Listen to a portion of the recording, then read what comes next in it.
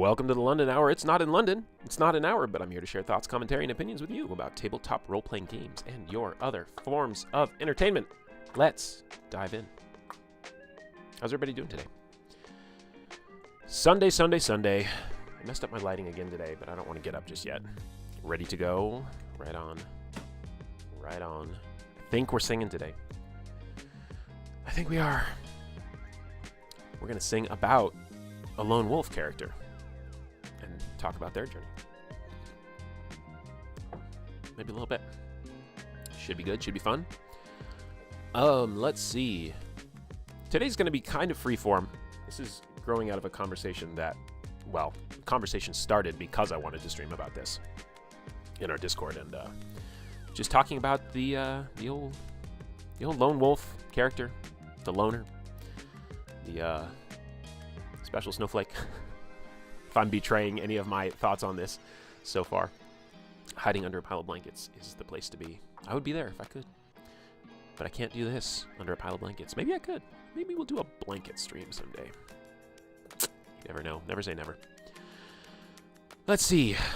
So, a couple things that we're going to go over today are, well, we'll just see when we get to them, because these notes are really insubstantial, and I don't have anything to read to you right now.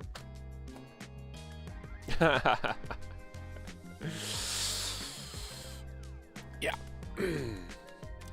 I think I'm going to challenge myself as part of this, as engaging with things earnestly, is I'm going to pick this apart like I pick things apart and look for what are the actual reasons to play these lone wolf characters. Maybe we'll get somebody in chat who's a champion of the lone wolf. Maybe we'll get 18-year-old Alejandra in here, because apparently on her Blue Sky, she's like, 18-year-old me has some thoughts about this.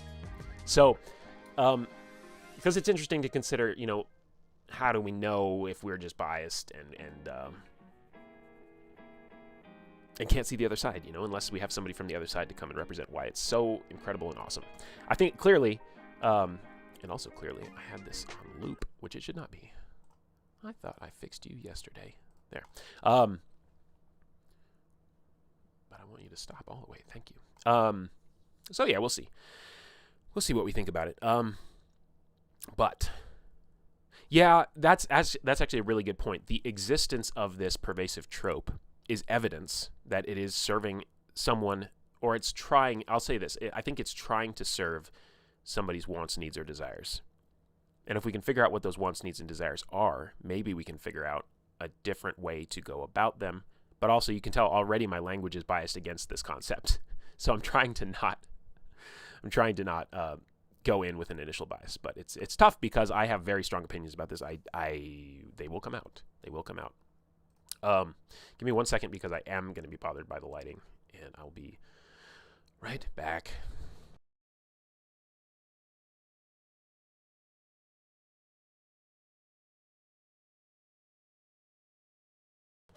Like so. There we go. That's a little warmer. Hey, Alejandra, you already got called out for your Blue Sky post. We're going to hear what 18-year-old you has to say about Wanderers. But I did say I was going to sing a song today. I'm going to sing a song about a lone wolf. It's a song you probably all know. What's up, Pepper? So, we'll just get right into it. I see what's happening, yeah. You're face to face with greatness, and it's strange. You don't even know how you feel. It's adorable. Well, it's nice to see that humans never change. Open your eyes, let's begin. Yes, it's really me, it's Maui, breathe it in. I know it's a lot, the hair, the bod. When you're staring at a demigod. What can I say except you're welcome for the tides, the sun, the sky. Hey, it's okay, you're welcome. I'm just an ordinary demi-guy. Hey, what has two thumbs and pulled up the sky when you were waddling yay high? This guy. When the nights got cold, who stole you fire from down below? You're looking at him, yo. Oh, also I lassoed the sun. You're welcome to stretch your days and bring you fun. Also I harnessed the breeze. You're welcome to fill your sails and shake your trees. So what can I say except you're welcome for the islands I pulled from the sea? There's no need to pray, it's okay, you're welcome. Ha! I guess it's just my way of being me. You're welcome. You're welcome. Well, come to think of it, kid, honestly, I could go on and on. I could explain every natural phenomenon. The tide, the grass, the ground. Oh, that was Maui just messing around. I killed an eel. I buried its guts. Sprouted a tree. Now you got coconut. So what's the lesson? What is the takeaway? Don't mess with Maui when he's on a breakaway. And this tapestry here on my skin is a map of the victories I win. Look where I've been. I make everything happen. Look at that mean mini Maui. Just tickety-tap and hey! Well, anyway, let me say you're welcome for the wonderful world that you know. Hey, it's okay, you're welcome. Well, come to think of it, I gotta go. Hey, it's okay hey, it's your day to say you're welcome. 'Cause I'm gonna need that boat. I'm sailing away, you're welcome. 'Cause Maui can do anything but float. You're welcome. You're welcome. And thank you. That's a song about a loner. His name's Maui. But he did not remain a loner, did he? Did he? Yeah, he's actually right here on the breast, just like Maui. Anyway, I thought that'd be a fun jumping off point because Maui is probably my favorite Disney character. Not that I've seen every Disney movie or even really care to overthink about it. But what I love about Maui is he's different. He's set apart. He's demigod. He is trying to earn love. Right? That's his core mission guiding principle thing. He is trying to earn love because he didn't have it when he was cast out by the gods. And that scene with him on the raft where he just, it's a good scene because I'm like tearing up thinking about it, where he's just like, the way that Dwayne Johnson delivered that line, where he's like, they did not want me, breaks my heart every fucking time. And it's just like, this is a damaged, hurt person who doesn't know how to earn love. He thinks he can do it by all of his great demigod deeds. He thinks that he's nothing without his magic and his power, and he doesn't see himself as a person. And he's likely the sort that kind of doesn't grant to himself the same grace that he would grant maybe even to others. Actually, he's fairly critical of Moana the entire time. But it takes him realizing that he's more than just his magic or his abilities, let's say, bringing it back to RPGs, and that he's a person underneath it all.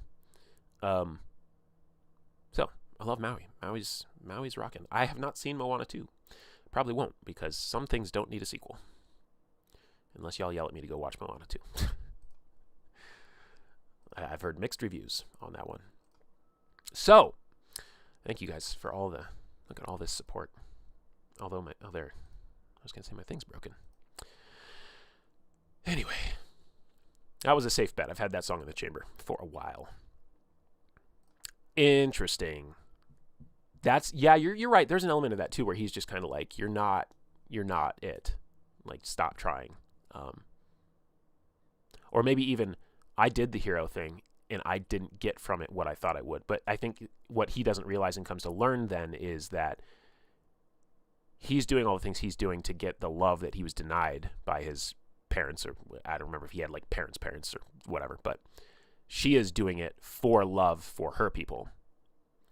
And so I don't think he sees that in the beginning. Cool. Good movie. I like that movie. But where does that bring us to with lone wolf outsider characters? The thing that we need to figure out, and I'm going to just, how do I want to do this? I could do it like this, and I could bring up a window. Cynical loner type, yeah. Maybe we'll do it like this.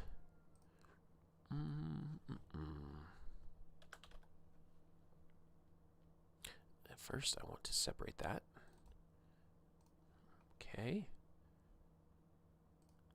And we're going to point it to untitled document. And that's going to have to go somewhere else. Stand by, stand by. We're not playing Astro Prisma right now. That goes away.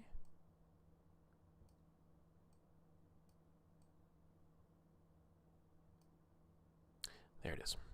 Okay, so we can type thoughts out here. Stop suggesting things to me, Google. I don't want them. The question is, why? I think we start with why. Maybe we'll do a little Simon Sinek start with why today while we're at it. Figuring out why people choose certain play archetypes, what they're looking to get out of it, if they're looking to get anything out of it. I guess I'm already bringing the inherent bias that when I game, I am bringing to life a character that I expect to get something from. I'm looking for a specific experience, or to learn or grow, or all the things I always say. And maybe other people aren't, but let me dissect that a bit, because I guess there's not really a ton of value in asking why if people literally never think about it. Maybe there is. We'll think about it. Why? Why play a lone wolf character? I think the first thing that comes to mind when I hear people talk about this character archetype, tropes, whatever you want to call it,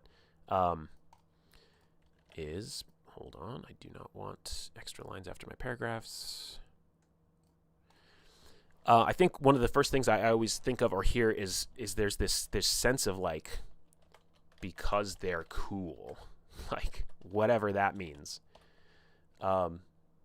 Which that might be a good first question to ask. Like, what does it mean that a loner is cool?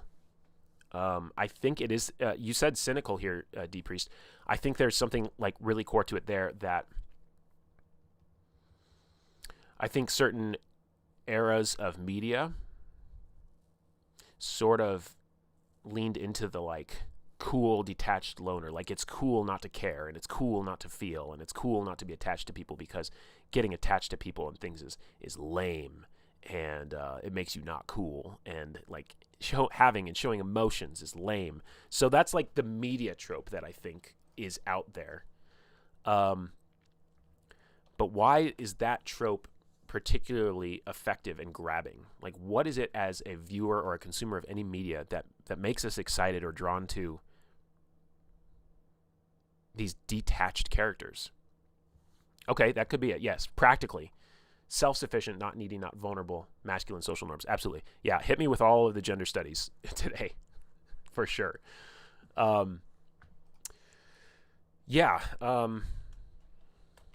Self-sufficiency.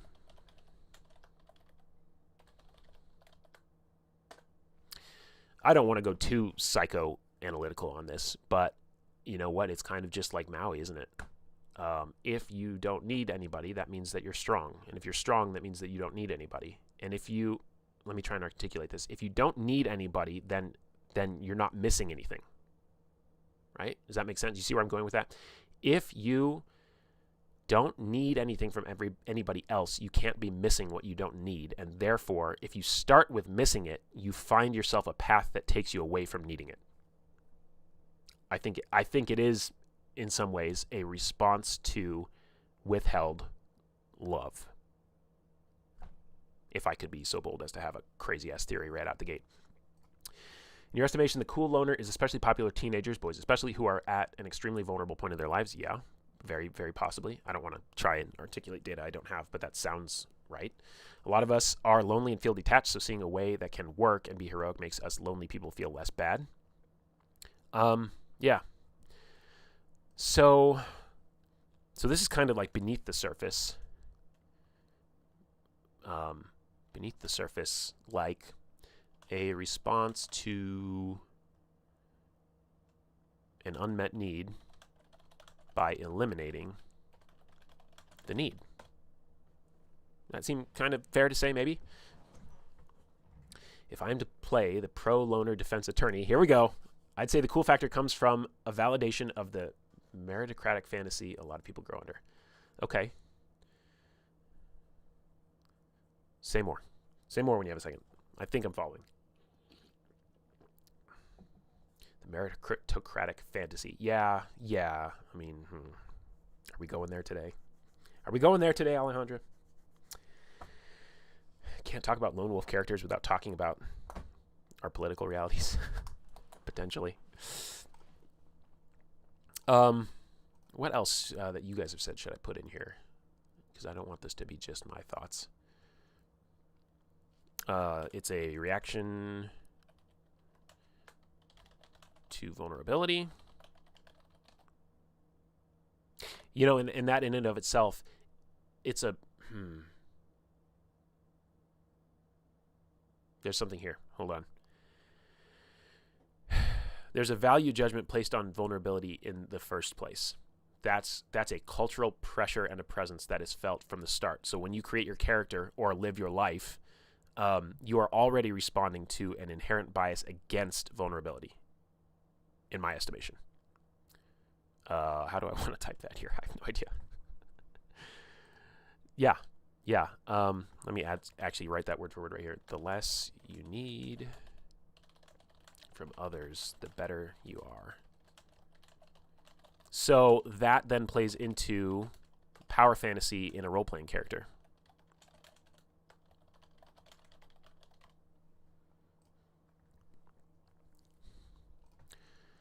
Yeah, so, okay, the self-insert as I am now and the aspirational what I want to be. And that's interesting because, like I mentioned briefly, there are these societal pressures that are driving towards this individuality. You know, broadly, we in the West, we'll just say, are not a collectivist society. We're an individualist society, and that's born out of a lot of forces, including, you know, our market forces.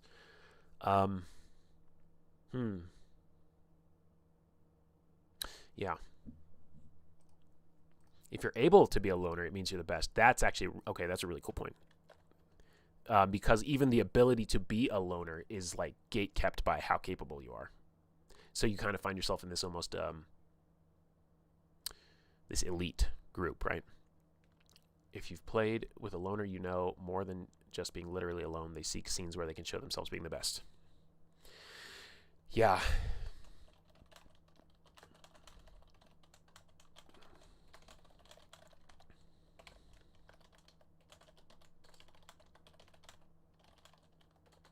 And we all know here, anybody watching this later, we know we're vastly generalizing. Okay, we're just trying to get the stuff on the page so we have like the material to work with.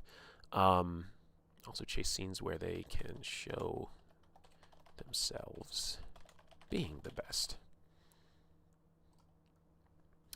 Projections, you aren't rejected. Yeah. One I've seen personally, GM can't threaten your character's family if they're an orphan. The relationships themselves are viewed as a weakness. Now, this one's interesting from a totally other, because this spun out of gaming culture. This is, we've been talking about like human culture so far with a lot of this. This spins out of gaming culture where you have oppressive GMs who gleefully are so excited to like attack and kill off your family members. Is there an element of like actual tension and good GMing to that? Yes, you should put the things that your character loves at risk, but the knee-jerk reaction of some players to be like, haha, I'm an orphan, you can't hurt me, is kind of, it's like, what? That's not a reason to choose a character type, and it sounds like you have an abusive GM. But that's absolutely a factor. Insulate yourself from the pain or hurt of lost or damaged things you care about. Whatever. Things you care about. Very cool.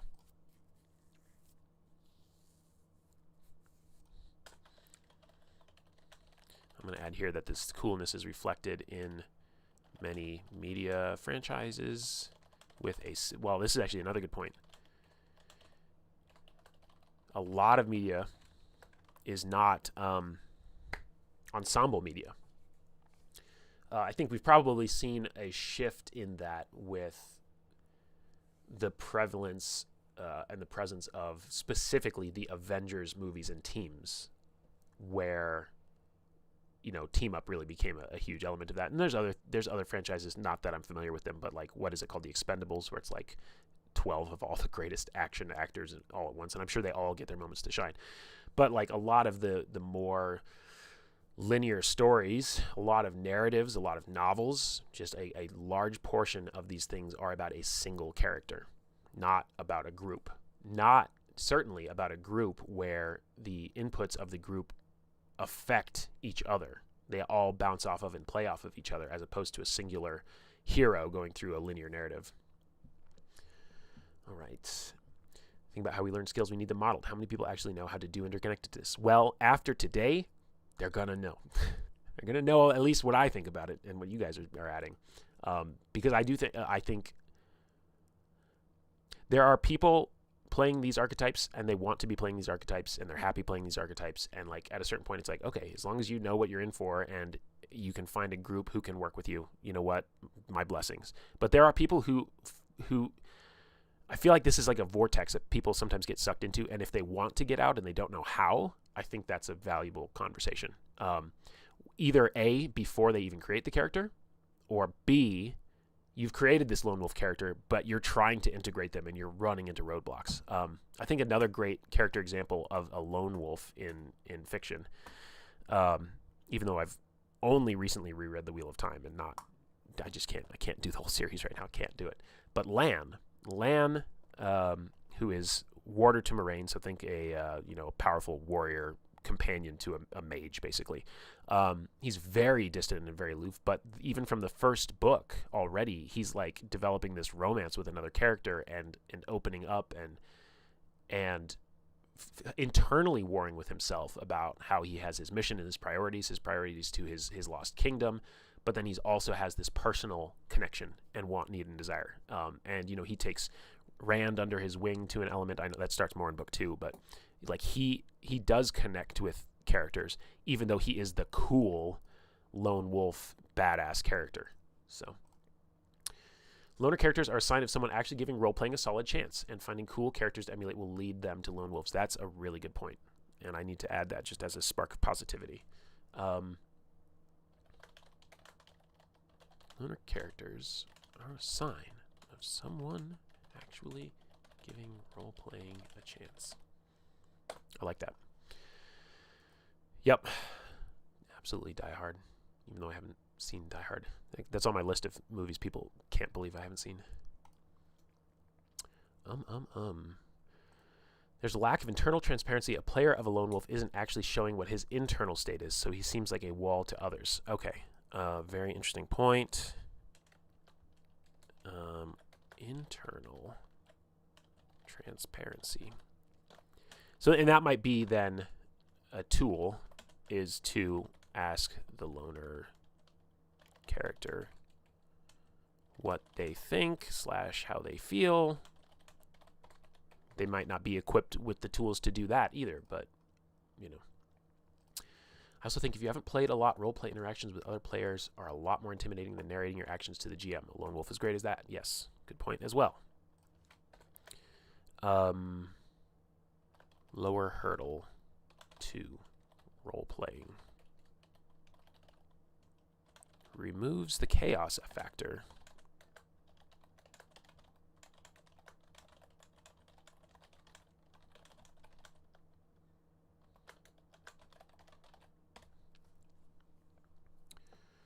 How often is the villain just a dark mirror of the hero but makes bad choices? Yeah, often, frequently. Can't say some stupid shit if you don't say shit at all. I think they want to do something but don't know how to pull it off. Pepper says, if we're giving positives, lone wolves are fun because being in a group is genuinely a new situation for them that they aren't comfortable with, and that creates fun drama. Yes, this would go into my, like, this sounds very pretentious, but you know what I mean, like the how to do it right bucket. Lean into the novelty of being the outsider. We're going to talk about actually a playbook in a game that I'm going to talk about that is called the Outsider Playbook, and how that builds on tropes in certain animes and how it mechanically shows up in the game. And it's a challenging one to do, I think. I've seen it's been challenging for people to play. All right. How to do it right. lean into the novelty of being the outsider and use that as a spark or fuel for roleplay. Depriest, for example, I'm playing a gruff guy in a game, and the GM gives me interludes to show what's going on in his head, even when he only says something brusque. Yeah, I like this, and I also like above the table, out of character revelation type things, because I think players are generally sort of media literate to the point that they understand dramatic irony, and if they can separate what I know as a player from what my character knows, and yet still steer towards the interesting nugget that we all know is there, but pull it off and do it in a way in the story where it's not so ham-fisted and like heavy-handed. But yeah, revealing that inner. When I didn't know that this was necessarily a unique, not that it's unique. This is something that I do that others have drawn attention to in my writing, in play-by-post, is that I do a lot of work with internal thought, voice, dialogue, all that stuff. And I'm doing that to make it visible to everybody else, to help them inform their decisions. And also, it's so difficult to convey. What are the statistics about communication? They say 51% of communication is nonverbal, 7% is attributed to the words, 35% is body language, something like that. It is so difficult to convey ourselves, humans, one-to-one, interaction on the street, in the shops, whatever. It's hard to get on the same page. And then you take this abstraction where it's like, you're you, but you're not you. You're another character, and you're trying to convey how they're thinking and feeling with just words. Or if you're in live play, at least you get tone. And if you have your camera on, at least you get body language. So you're trying to embody this interaction. But yeah, that's why I just give a lot of internal voicing to my characters, because I'm like, this is going to help you all understand what I failed to convey when I described, how she tucked her hair behind her ear, right? Or how she sat down nervously. All the internal thoughts will give you the context to fill in the gaps and prevent, hopefully, misunderstanding what the emotion there is. Okay, that was a rant. That was a rant and a half. Yeah, and this is like a personality trait, right? Like having someone be a bit antagonistic or not care bear with the group adds texture. Agreed. And I do think that's maybe independent of whether or not they're a lone wolf, but lone wolves can absolutely trend towards this, because that could be their justification for why they're a lone wolf. They're not easy to get along with, maybe. So I might even just start a new line here. Who are lone wolves? People who, and this is the characters, I should specify.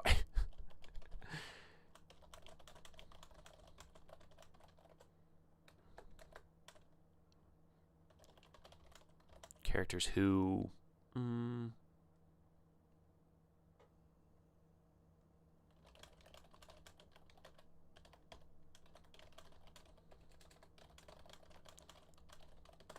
here's another one. Also, I don't know why you're not formatting for me, Google. Do your job. Okay, it's going to be like that, huh?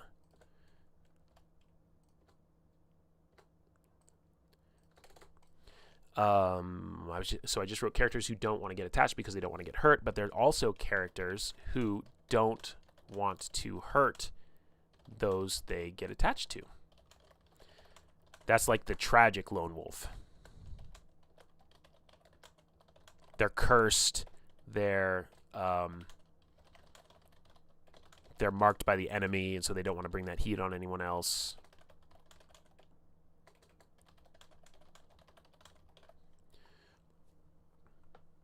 Oh, chat keeps going. She just keeps going. I'm way behind. Good lone wolf defense attorney team going. Yeah. I'm glad that we're treating it fairly. Let me scroll back up. So you respond to Pepper. Holding on to that discomfort for too long, never transitioning out of it is where the problem comes in. MMO. Yes, 100%. And I've seen this too, where I'm like, it's fine. It's fine. It's fine. It's fine. It's fine. It's fine. And then suddenly it's like, you've had like 7 opportunities to deepen connections with people. You're not taking any of them. And subconsciously, even at some point, I am actively trying to pull you out of this. I'm so impossible to understand. My world experience is so foreign, nobody will ever understand me, and I don't understand your world. And like, it's like, okay, but over time we're getting to know each other, right? Like, that's the idea. Isn't that the idea of a lone wolf, is to play the transition? Maybe it's not for some people, and then maybe I've got to go back to thinking about why. I mean, there's a lot of whys here, I guess, that have no relevance to or interest in transitioning into a more interconnected state. So I don't know. Lots to catch up with. In your shameful testosterone-driven lone wolf past, feeling like the gruff remarks were actually conveying character in a nuanced way and being a bit sad people didn't notice it. Yeah. I mean, you can almost never over-communicate. Like, I've had times too where I've had characters be taken like the wrong way, as in not the way I intended, and I'm like, wait, what? Like, no, they were trying to say this, or they were trying to be this. Did that not come across? And the other player's like, no, that did not come across. I'm like, oh, okay. Interesting. Super deadpan sense of humor and similar problems. Yeah. Okay, in media, there is always a sensitive person to reach out to the lone wolf and get him to open up. Or it's a bad piece of media, kind of, right? Like, because if the media is not engaging in who the character is, whether they're lone wolf or not, like, you put the character on the playfield, and then your plot and your story and all your tools to tell this story are supposed to, like, spark off of that and interact with it. So, yeah, they're being like, this is a really good point. This is almost a separate thing all of its own. I don't know what to call this. Who brings them out? Like, who is the character that reaches out to the lone wolf? And another question I think is perfectly fair to ask is, if you bring a lone wolf to the table, are you implicitly asking, like, hey, somebody mother me? I need somebody to mother me, because I'm going to play hard to get, difficult potentially, and if this is going to work, you guys are going to have to come to me and get me to open up, which can be so exhausting and draining. Not saying every lone wolf player is like that, but is there an implicit need or requirement for, I'm going to call it parenting in quote. And, that's not unique either. I'll be fair. That's not unique to lone wolf situations. There are characters that have all sorts of trauma and problems, and in a way, bringing problems to the table is kind of asking everybody else to be part of the solution. And so it's really just a question of balance and equity, kind of, that three of the characters are helping this character through their trauma, and the next arrangement of three are helping this character with their trauma, and we're all in it together, and we're all uplifting each other. If it gets out of balance and it's like everybody's constantly trying to pull up or connect with this character who's just resisting it, and resistance, I think, is where the issue comes in, because we have laid out a lot of, like, decent reasons. There's a lot that you could explore here that with self-awareness and communication, you could go into a session 0 and say, guys, I want to play a lone wolf. I know all of the pitfalls. I know the problems, but I want to explore this. Here's why I want to explore this. And you don't have to be this vulnerable. I like it. You could be like, I want to explore this because I've had trouble with this in my daily interactions, is that I feel disconnected. I feel whatever, and I want to role play through breaking through that, because I might internalize how I might break through that in my day-to-day living. Most people don't do that, but there's a lot. What I'm saying is there's a lot of legitimate reasons here why playing a lone wolf character could be valuable, why it could be enlightening, why it could be a good experience for somebody. But getting buy-in is important, I think. If you're going to say, I'm putting this trauma on the table, who's willing to deal with it? Like, we've got a lot of traumatized characters in New Dawn, and we didn't have that conversation, but, like, certain characters, because it's a very mega game, free-flowing type thing, characters are not locked into being with the same 3 other people the entire time. So the characters that are interested in different characters' traumas can pop up where it makes sense, and so they're kind of all opting in, which I like to see. All right. I'm way behind. I'm so far behind. No one's going to do that emotional labor by choice. Can't they, though? I don't know which emotional labor you're referring to, but can't we all do a little emotional labor as a treat? You get gains, it's like working a muscle.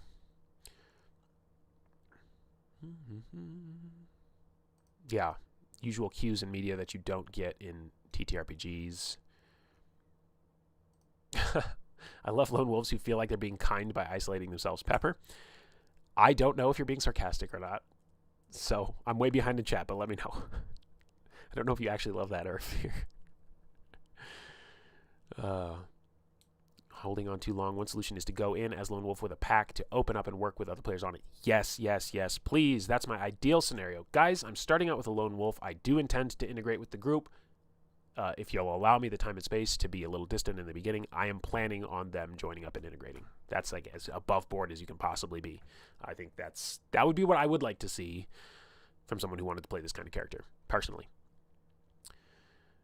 Yes, 100%. And maybe you said this before I said something similar, but yeah, the ones identifying with the lone wolf might be coming from them being a lone wolf and not having the answers. And in that sense, this could be a transformative, potentially healing process if they want or need it or see it that way, that everybody gets to participate in. So then it's just, again, about the communication about it. If they can communicate that, which is also hard, they might not also know how to communicate about that. I guess as GMs and fellow players at the table, when we see this come up in character creation, if we're doing a session 0, hopefully we are with these individuals, doing character creation outside of session 0 is like, what do they say, idle hands or the devil's playground. Like, character creation outside of 0 for lone wolf players is like not a good thing. But if you see that at the table, because of exactly of D Priest's comment here,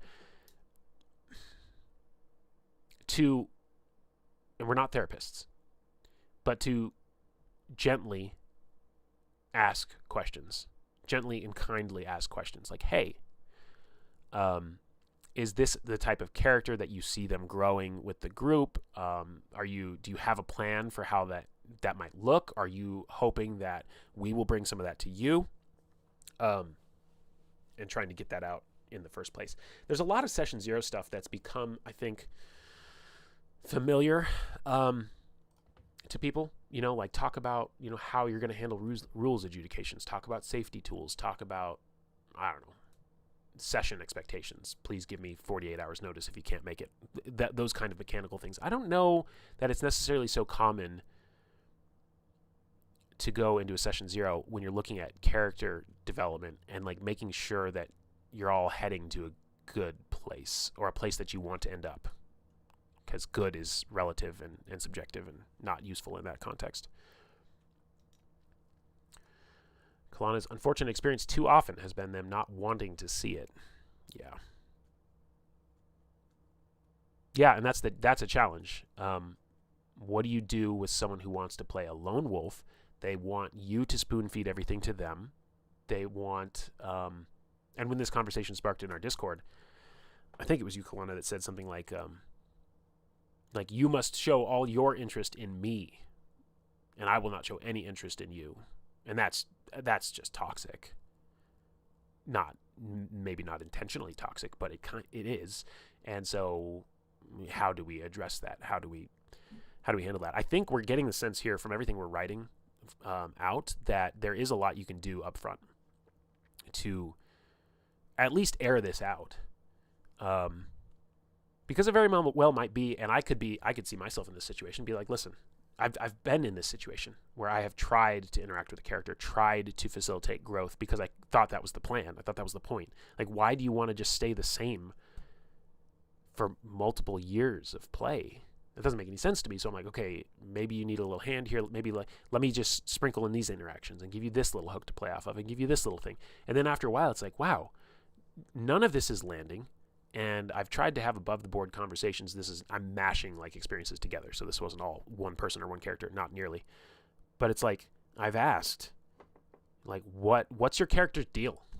Like, how would I connect with them if I wanted to? And I've had players too who are just like, no, they're just here. And that's not how I want to approach it. But if they're happy with that and they're fine with it, and they're like, yeah, I'm just here. Then it's like, okay, fine.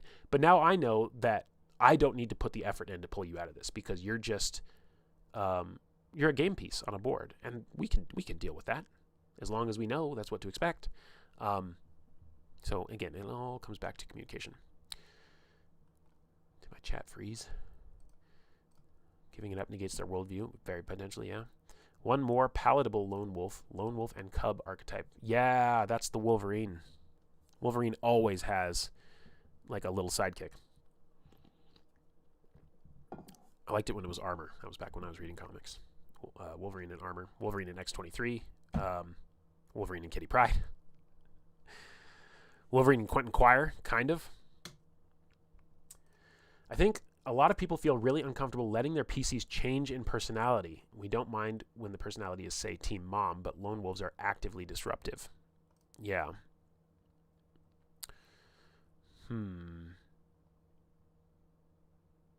This is, yeah. That's wild to me. And I wish I wasn't so far behind in chat. I want to come back to this.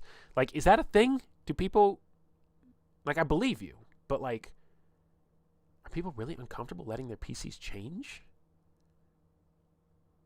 Am I crazy? Am I crazy for thinking that's the whole point of role-playing? Am I the weirdo? Oh, man, you're right, though. I mean, there's certainly people out there who are uncomfortable with letting their PCs change in personality.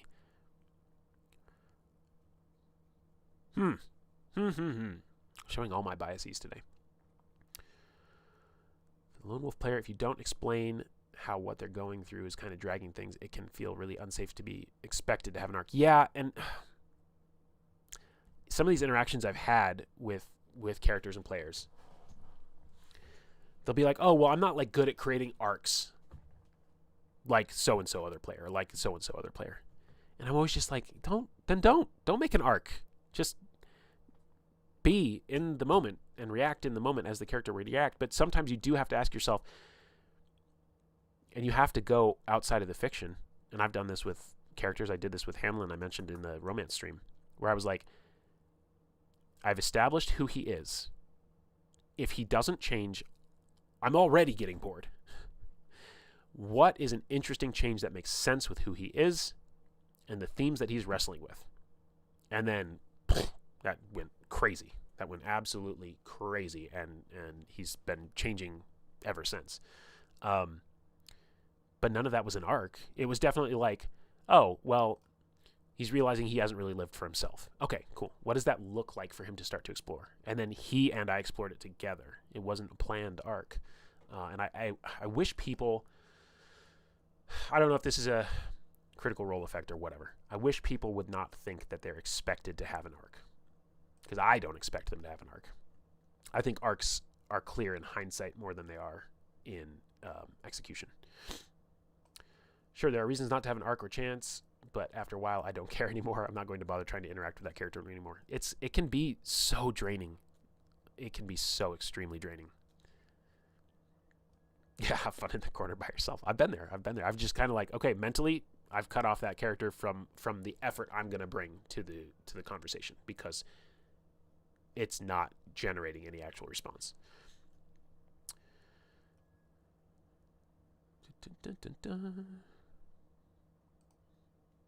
And this is another take on this. Role playing itself is a vulnerability. And I'm not really writing anymore, so let's go back over here.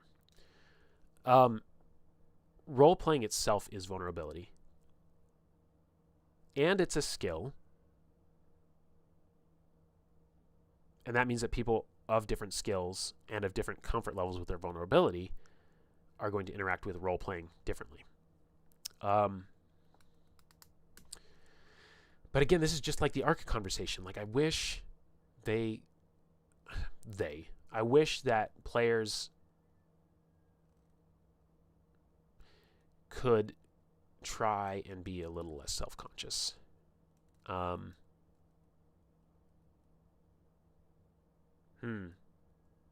think somebody said earlier too something about learning from example of seeing other people play certain archetypes and things. So that's the thing too, is observing role play, one would hope would just give you some ideas. But this is that conversation. If it's like you have a player who wants to like role play good, and I mean, it's like starting a business, right? It's like you're going to fail a bunch before you succeed. That's what all the books say. You have to try, but trying means exposing yourself to criticism, ridicule, whatever. And man, yeah, sometimes it's just, yeah. Maybe a lot of this is all pie in the sky for certain groups out there, and they're just saying, wow, sounds like you're surrounded by good players who will support and like entertain this, and not everybody is. And it's like, fair. Like, that's a fair point.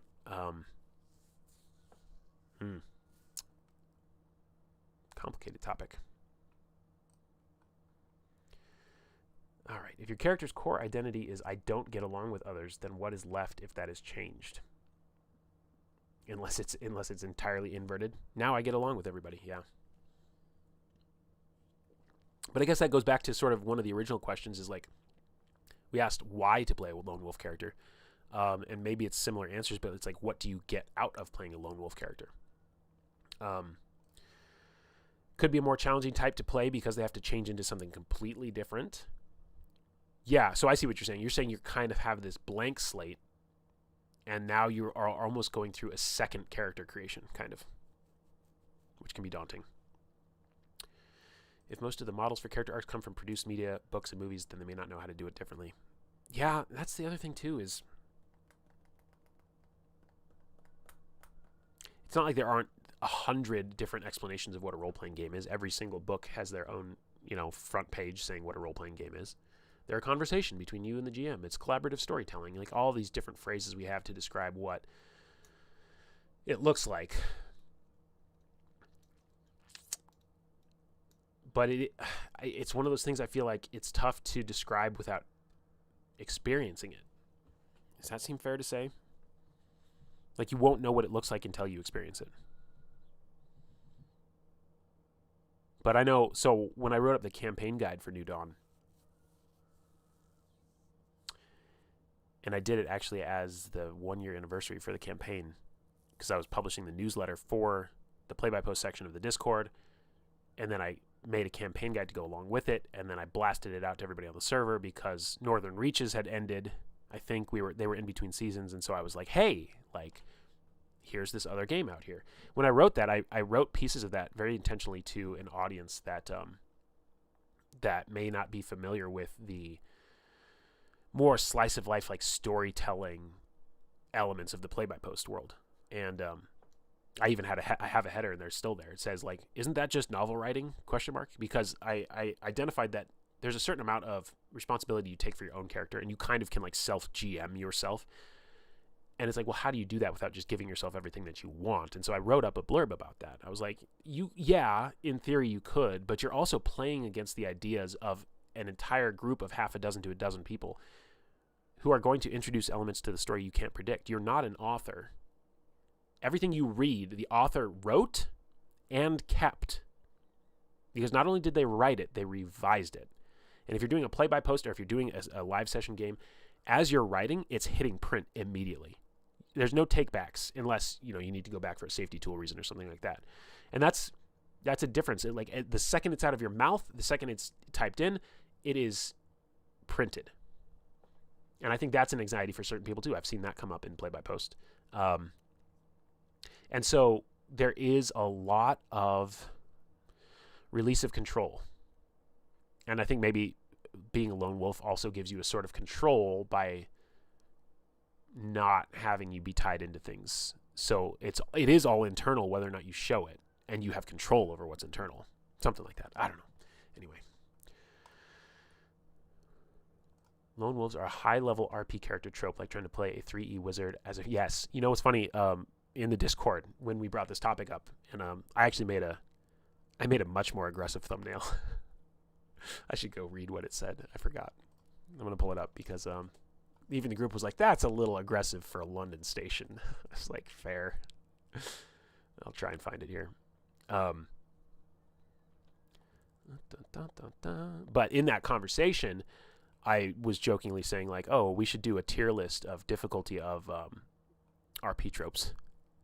Because, you know, there are certain things that are harder to pull off than others. And I think that is another thing with the lone wolf and the wanderer is I can just come in and I don't need to know in character any of the lore of the campaign or anything of that sort. So I think that's a very real thing I see often too. I'm in the wrong channel scrolling through. I gotta find it. Okay. My original thumbnail said on the left, it said, is your wanderer as cool as they think they are? And then my little splash text says, does anyone even want to play with you? And they were like, oh, that's a little harsh for your channel, dude. And I was like, well, yeah. Yeah, it is. Most problem player issues I see come from expectations or lack of skills execution, and I think lone wolf often is a lack of skill understanding with okay intent. I think you're more optimistic than me in this. But that's okay.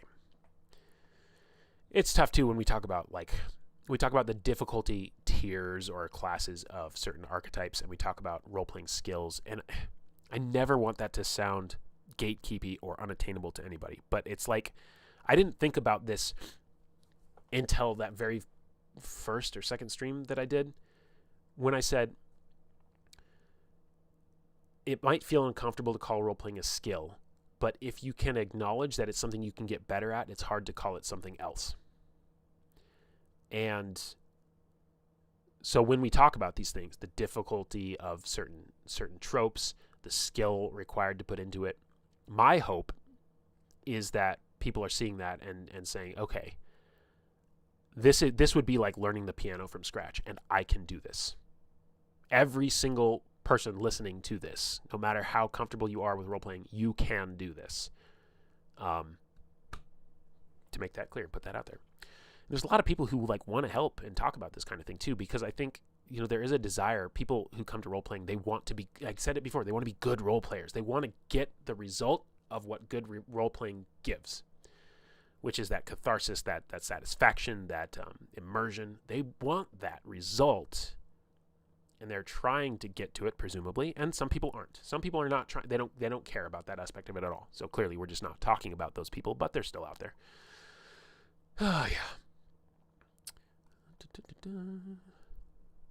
Lone wolf character needs player group support, like actors who play villains are often the nicest people. Yeah. Why is my scroll not working? I want you to scroll.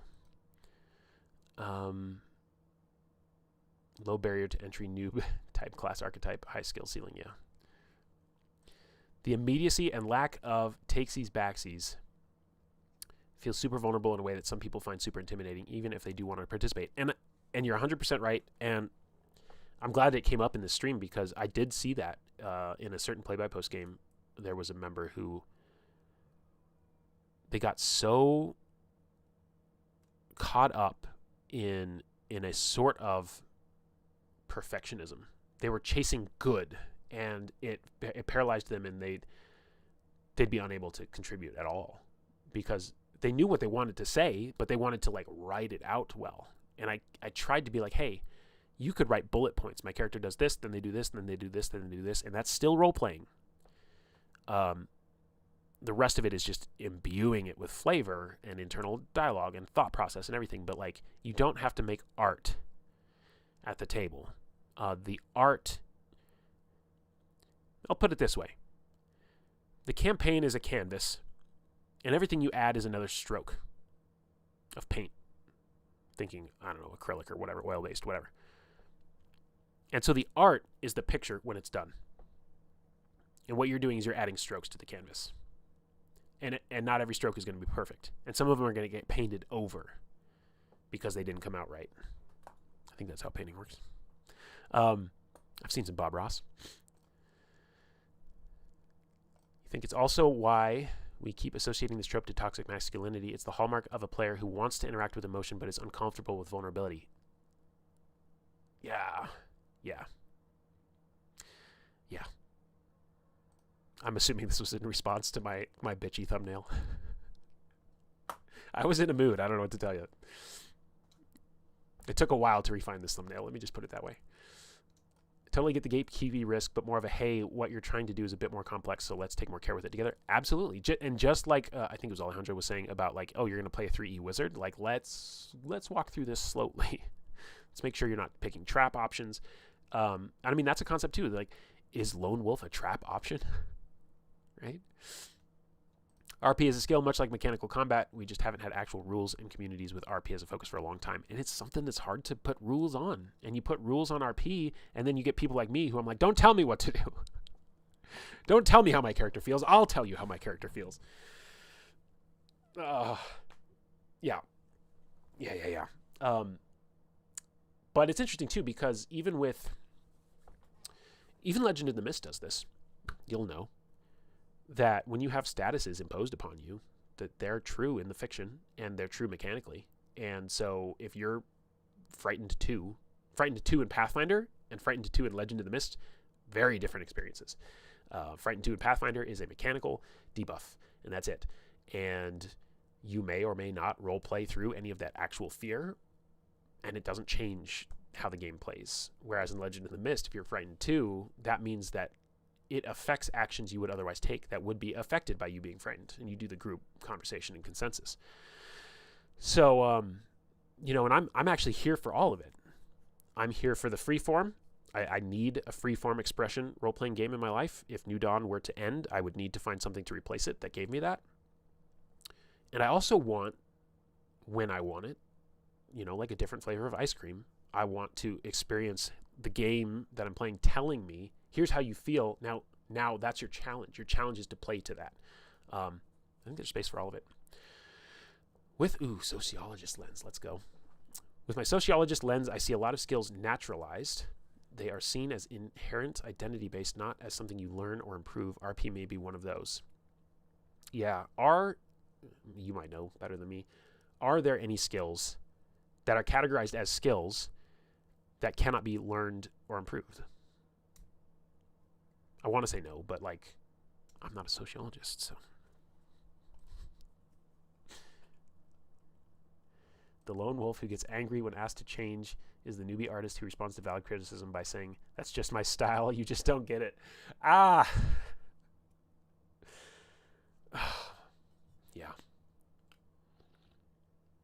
It's like, well, let's talk about why that didn't land the way you thought it would land. Let's talk about why that didn't mesh like you thought. Let's talk about why there's no way in hell my character could have reacted to that any other way, because here's their story. And this is what your character triggered in them, whatever. And they'd be like, no, you're just reacting to. So accurate, might die. Oh, man. I did actually pull up. So it's funny. I did the romance stream last week, and I pulled from a old thread on a different server. And wouldn't you know it, there's an old thread on that same server that was part of that same series of posts that was about. It was called, and I actually wrote this post. It was called Tips, Tricks, and Trauma, a Character Forum.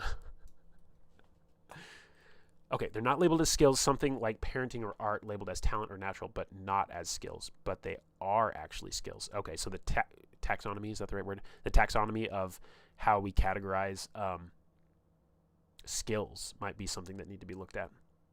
It's kind of outside of the scope of this conversation, but it's fascinating. It would be actually a really fun topic if we looked at skill systems in RPGs and brought in this topic to that. That'd be fun. The coolest thing I ever heard about skill systems in RPGs was, I think it was a Kickstarter that Jason Bullman from Paizo was doing, and it was when he was doing the he did like a modern zombie hack of Pathfinder. But along with that, he like released this 1 hour stream VOD where he was talking about the design choices he made as far as transitioning the Pathfinder 2 system to this other system.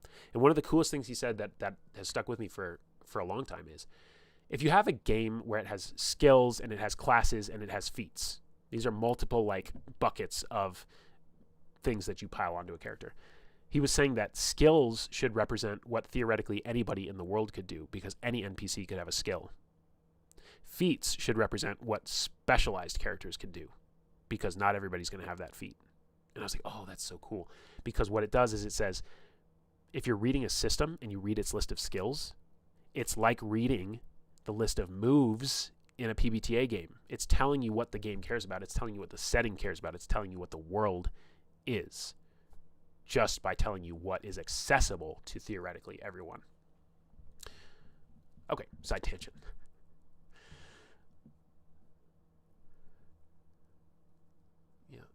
Yep.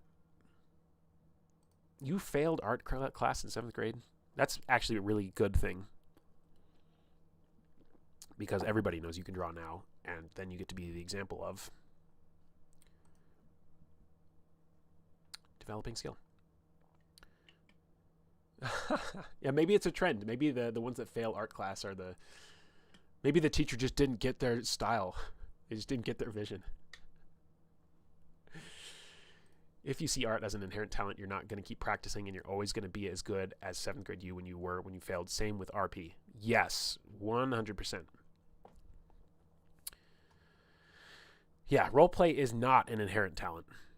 And I think when this topic comes up in spaces generally, people say, well, you might be predispositioned to being better at it. You might have traits about yourself that make it less resistive, whatever, you know what I mean, to get good at it. But yeah, it can be learned. All you got to do is learn it, I don't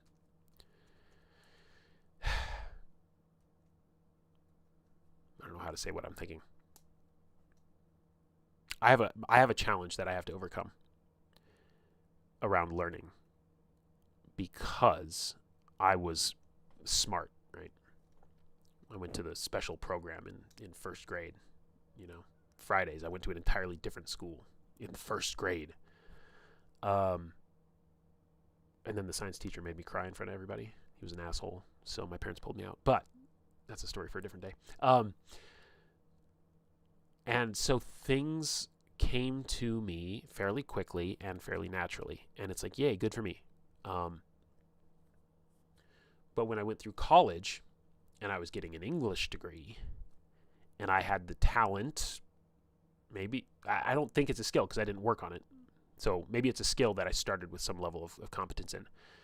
But, I'd have 2 weeks to read a book, and I would maybe read the book, but sometimes I would not read the book, and then it would be 2 days before the essay about the book was due, and I'd flip through, and I would skim, and I was just looking for my hook. And I was using, the lectures in class and the things that other people brought up. I was like, I know this character does this thing at this one point, and that gave me an idea. Here it is. Here's the line. And then I would dissect that line, like you've seen me do with role-playing text. And I'd write a whole paper on it. And I'd get a 4.0. And yay, good for me. What it did is I had my entirety of my college years the opportunity to develop discipline and intentionality. And I did not. And I've said before, it's my biggest regret of my college years that I didn't actually use college to learn better life skills. Because I could coast through it, right? And I mean, it's English degree. There's so much subjectivity there. As long as you can argue your point well in a paper, you get good marks. So, again, cool. That's great for me, but missed opportunity. Why did I even go on that rant? This comment. Yeah. So I didn't practice learning is where I got on that. And so as I'm trying to learn a new RPG, as I'm trying to study Legend in the Mist right now so I can get ready to run it. And I'm looking around at what other people are doing, and I'm just like, man, like I'm not good at this.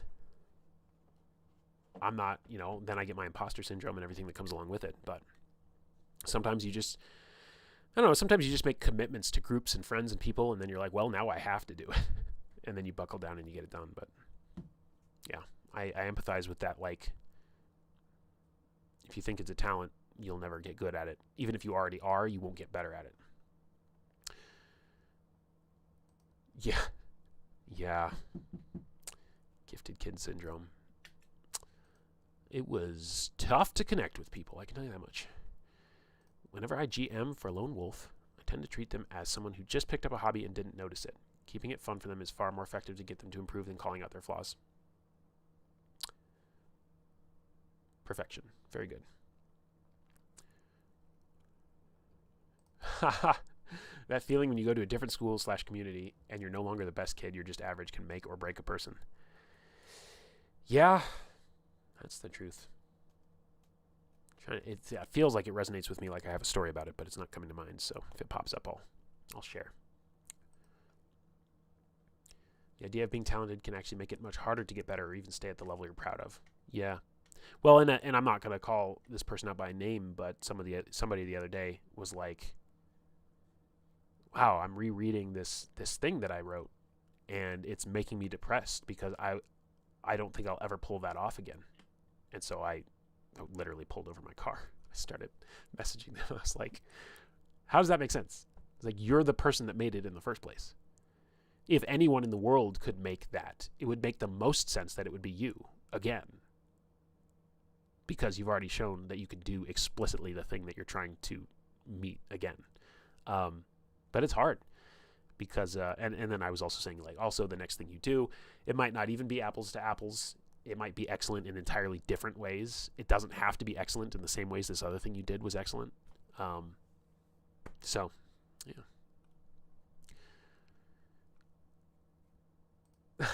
If you can intimidate the adults around you, they just give you an A to avoid getting shown up. Well, they also appreciate people who read instructions and other basic things too.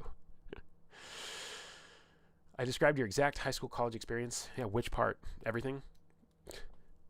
The coasting and the not learning? I try not to have regrets in life, but I kicked myself for that one. Like that. Discipline would have come in handy. I'm not very disciplined.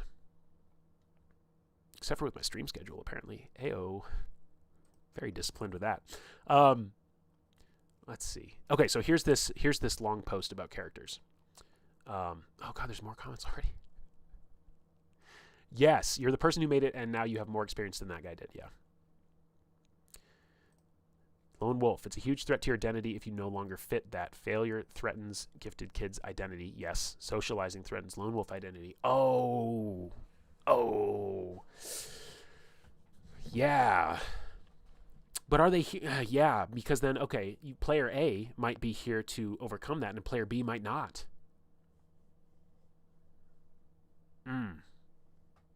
That's a very good point.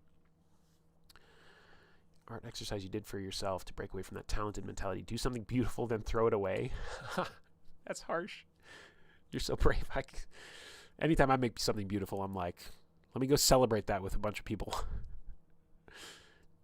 You can do it again. You can do it better. Wow. Yeah. I mean, that would definitely be a moment of reconciliation. Okay. So things that came up in this post. We talked about hooks. We talked about adding quirks to characters. Because you can be a lone wolf and still be interesting. Hopefully, at least you're also interesting. Please give us something to like. Give us something to interact with.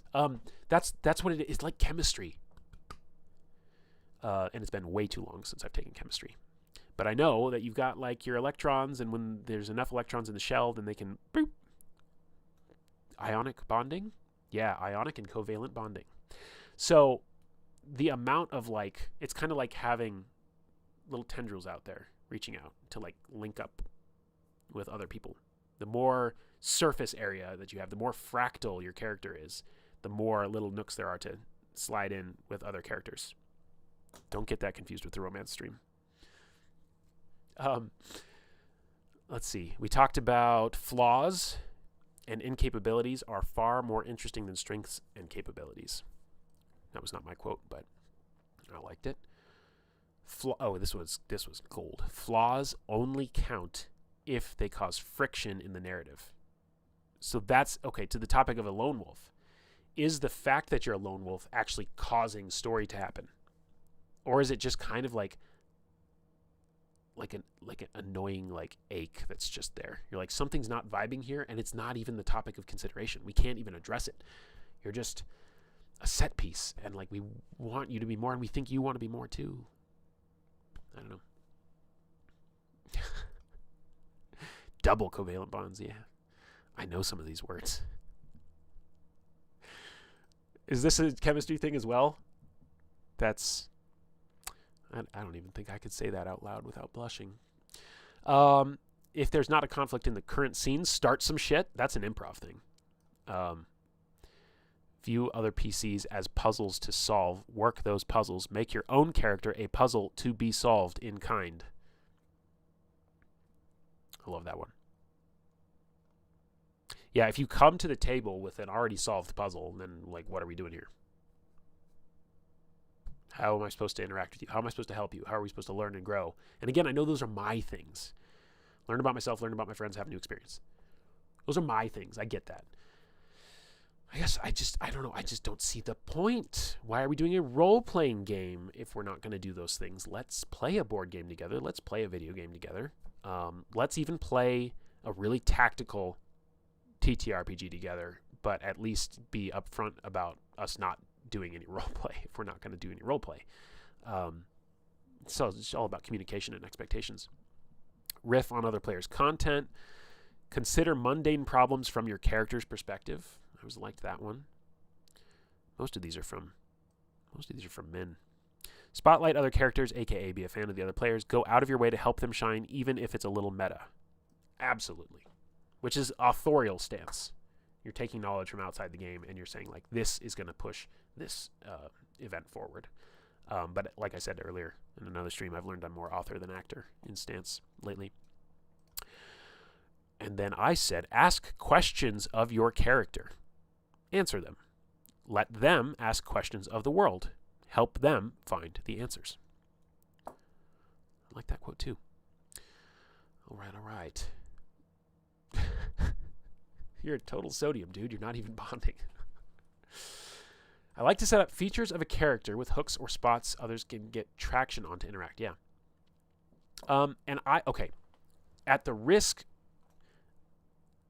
or I guess to avoid the risk of this sounding more daunting than it is. Because somebody could read your comment, Depriest, here, and they would say, oh man, that sounds like a lot of work. Making hooks, that's a GM's thing. They should be making hooks for the whole world, for stories, for NPCs, for taverns, for this, that, and the other thing. I don't think making these hooks or spots others can gain traction on to interact, I don't think it's a huge overhead task. I don't. I think it's just about describing things that are true in the world. Which, Legend of the Mist does with tags. And I always say, I've said this before, you don't need a 10-page backstory. You need about a half-page backstory. I want, for me, we'll just talk about me. I want enough context to know why my character just made the decision they made. If I don't have that context, I might just choose the result I want, but then I'm going to backfill in and think, why did they make that choice? Is there something in their past that made that choice make sense? Is there something they want for the future that made that choice make sense? Every choice you make is an opportunity to dive into their psyche and ask yourself, why did they make that choice? And I think the result that comes out is quite illuminating in a lot of times, especially if you don't have a good answer. Keep pushing and keep asking why. And I think you'll find some interesting revelations. And you're like, well, I don't know. It doesn't make sense. I don't know. Maybe they had a sister who she died to a sickness at the age of 3, And you're like, okay, now slot that into your character's conception and their backstory. And I'm not saying now force it to the front of everybody's story or everything like that, but now it's there. So now the next time that you have a chance to relate to a character who also lost a sibling, you can go, my character lost a sibling at 3. And I have that experience to go back to now. Oh, we're on the tangent stream today. That's what this is. I still need to read it, Deep Priest. I know we're playing on Thursday. I'll read it. I'll get it done. Trope that comes from the same evolutionary lineage. The level 1 character who has... Oh, my God. I can't even finish reading this out loud. Yep. Please don't... Please don't put all of your characters' interesting things in their past while we gather around a table to play through their present. I think Drama System does a thing where each character has to have an unmet need from another PC as part of character creation. That used to be my go-to mechanic to make people think about this stuff. That's a neat way to do it. Drama System, somebody was trying to get me to read that a long time ago, and I was like, I'm afraid I will hate it. And they were like, why? And I was like, because it sounds like it's going to tell me what I think and feel. And maybe it does that, and maybe it doesn't. And someday I'll get to it, I'm sure. All right. I'm going to scroll through here some more, see if there's any other little gems or what conversations we had. I mean, immediately in this post, there's a player of mine who was like, "Oh, I'm gonna lurk in this because I obviously don't know how to make good characters." And I said, "No, stop." I was like, "Here's your character. Here's some really cool things that have happened with them. Here's some interesting things they've revealed about themselves. There's nothing bad about your character." Yeah, character quirks. That's actually not an area I dip into much at all. Like, just give them an interesting, like, oddity or a quirk. And we have kind of drifted off topic from the lone wolf section of this, but these are all elements that can help bring a lone wolf to life, and again, increase that surface area of connectivity, and then you at least give other players the chance to interact with you, and you give yourself the chance to roleplay off of that, and immerse yourself into the group. Hopefully that's what everybody's trying to do. Okay, then I ranted about... Yeah, I've had these phrases in my head for a long time. Here I say exactly. Apparently I wrote an article about this. The difference between a half-page backstory and a 10-page backstory. Yeah. All right. I'm going to steal all the good comments from Min on this stream.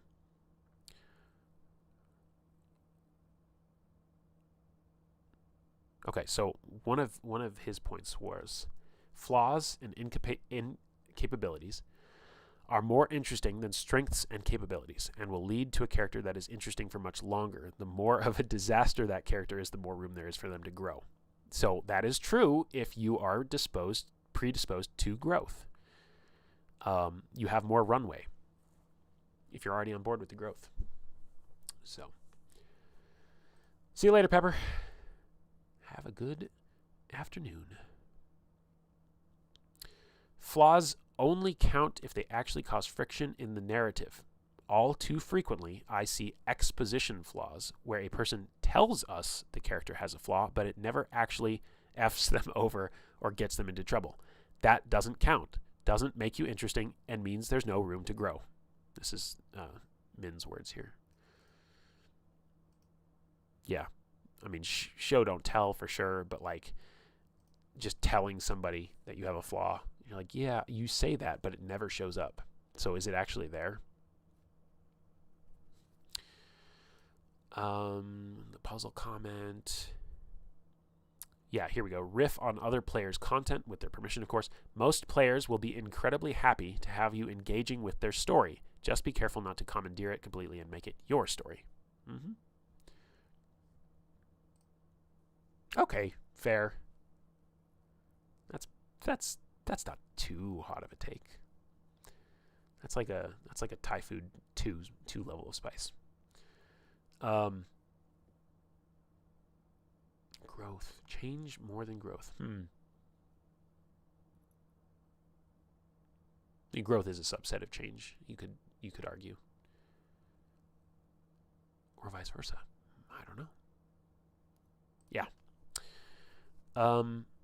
Motion. That's what they share. They share motion. They share being antithetical to stagnation.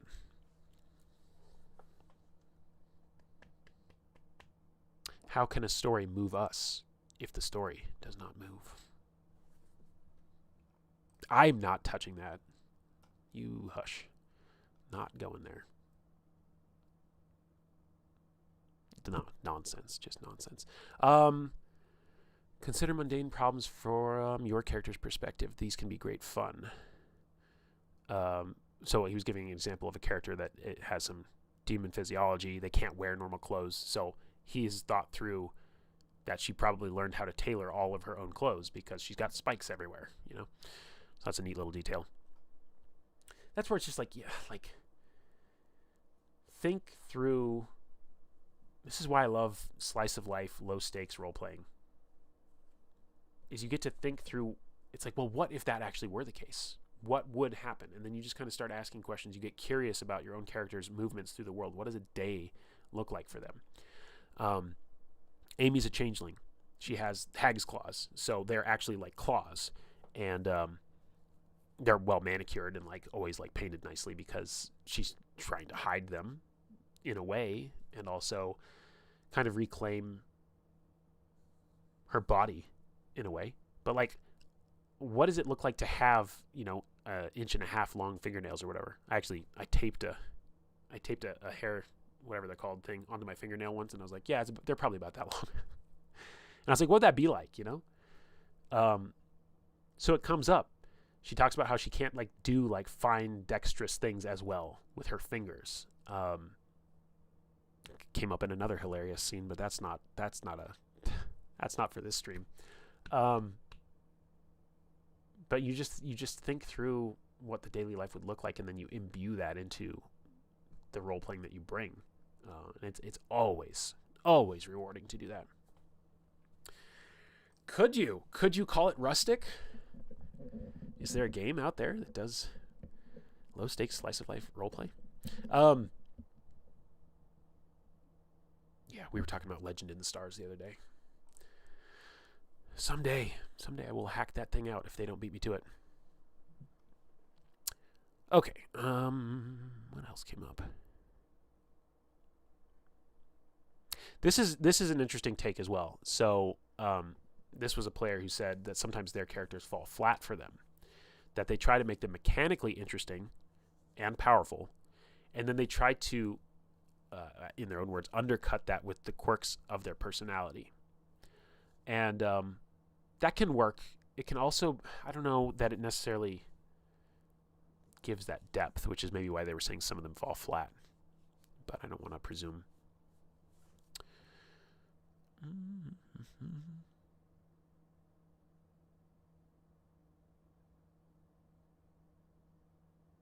Okay, I think this is, let me read this one.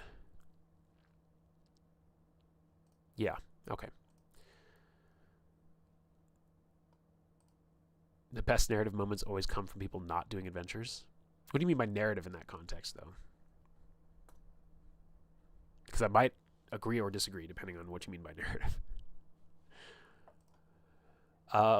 Here's a quote from this post.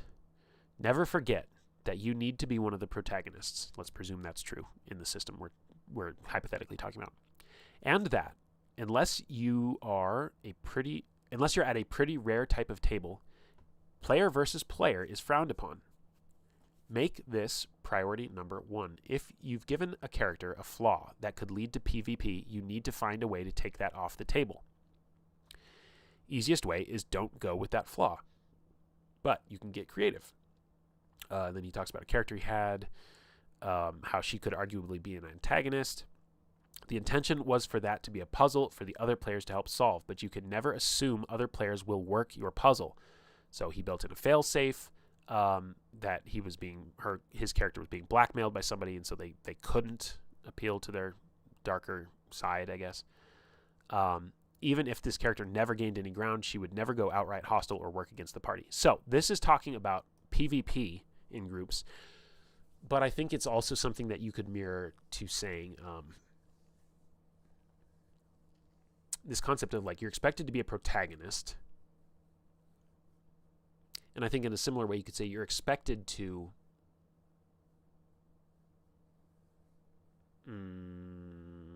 I don't know, interact with the group. And you can have that be antagonistic to a degree, but I think it's fair to say that should be an expectation of interaction between players. I think that's fair to say. Is that the craziest thing to say? So, given that assumption that we should be interacting, it is then your job to be interactable. And we talked about increasing the surface area of interest, the fractal, nature, your chemistry bonding, whatever.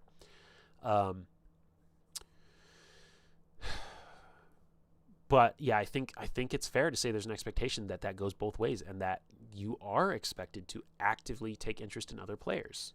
It would be so unfair to have one player at the table who's just like, no. Sorry, no. My detached, aloof character is so cool and competent. They don't care about you, and therefore I don't care about you, and you can interact with them because they're the cool one. That would be so unfair. Like, nobody would actually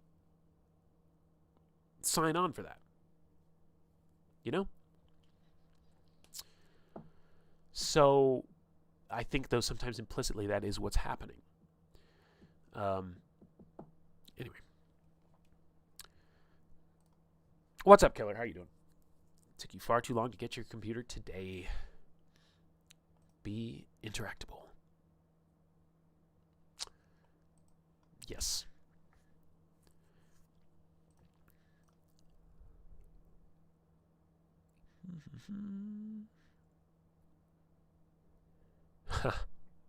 Yeah, this is kind of a different point, but this is also in Min's post.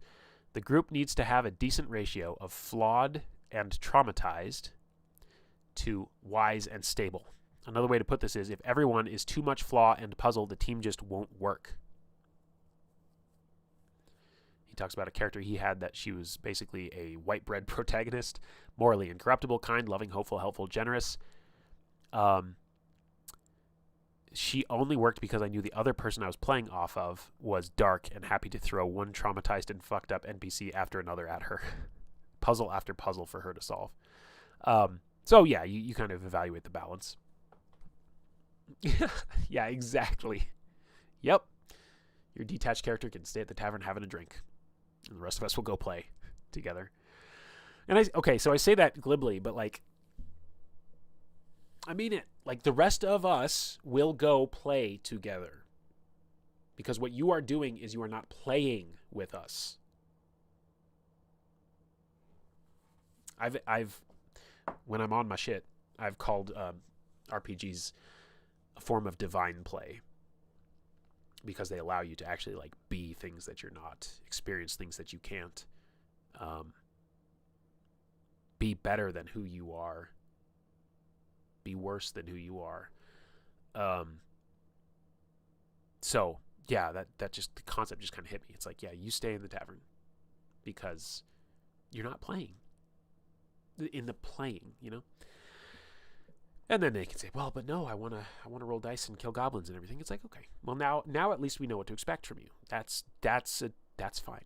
As long as we know what to expect from you, at least. Bare minimum, I would say. I talked about, the solver as an archetypal role, the puzzle as an archetypal role. Things like these can be nuggetized and then mixed and matched for people whose brains think in modular ways. Okay.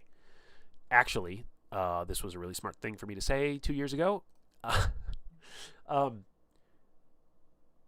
The custom magic system in Legend in the Mist, which we didn't cover yet, and if we go back to the core book for stream content, I don't know if I'll just read it myself, but if we go back to it for stream content, I will definitely show the custom magic creation, because it has all these modular nuggets of what a magic system takes. Like, it says magic comes at a cost, and that is like a narrative nugget, which is actually kind of a tag that you build out the meta construct of your magic system itself. Guys, I don't know if the sale's over, but it was just on sale on DriveThruRPG for $15, which is an absolute robbery. That magic creation system alone is worth it. But in that same way, you could almost create a tool guide or a resource for types of role-playing archetypes and then you could have guidance for each of these things. You know, if you put a puzzle with a solver, that's going to have a synergy bonus to the group dynamic or whatever. It'd be a fun kind of experiment. The original, actually, the first edition Pathfinder Game Mastery Guide had quite a few pages in the beginning talking about dealing with challenge players, and it gave like a full column for each type. And it was like the power gamer, you know, the thespian, and it gave advice for like how to, I gotta find it, how to get them to work well with each other. I want to find it. Here it is. Yeah, this chapter was focused on player interactions. And these were the categories they had: antagonist, continuity expert. They're basically like, hey, these are going to be your annoying people. The diva, the entrepreneur, the flake, the glass jaw, the loner. We're going to read this out. The lump, one-trick pony, the multitask master, power gamer, rules lawyer, tag-along, and thespian. This was actually a really good book. And my name is in it, because I was an intern. My name is in this one. So let's go read the loner page. I forgot this even existed. This is what it looks like. So it's a full column for each of the challenge players.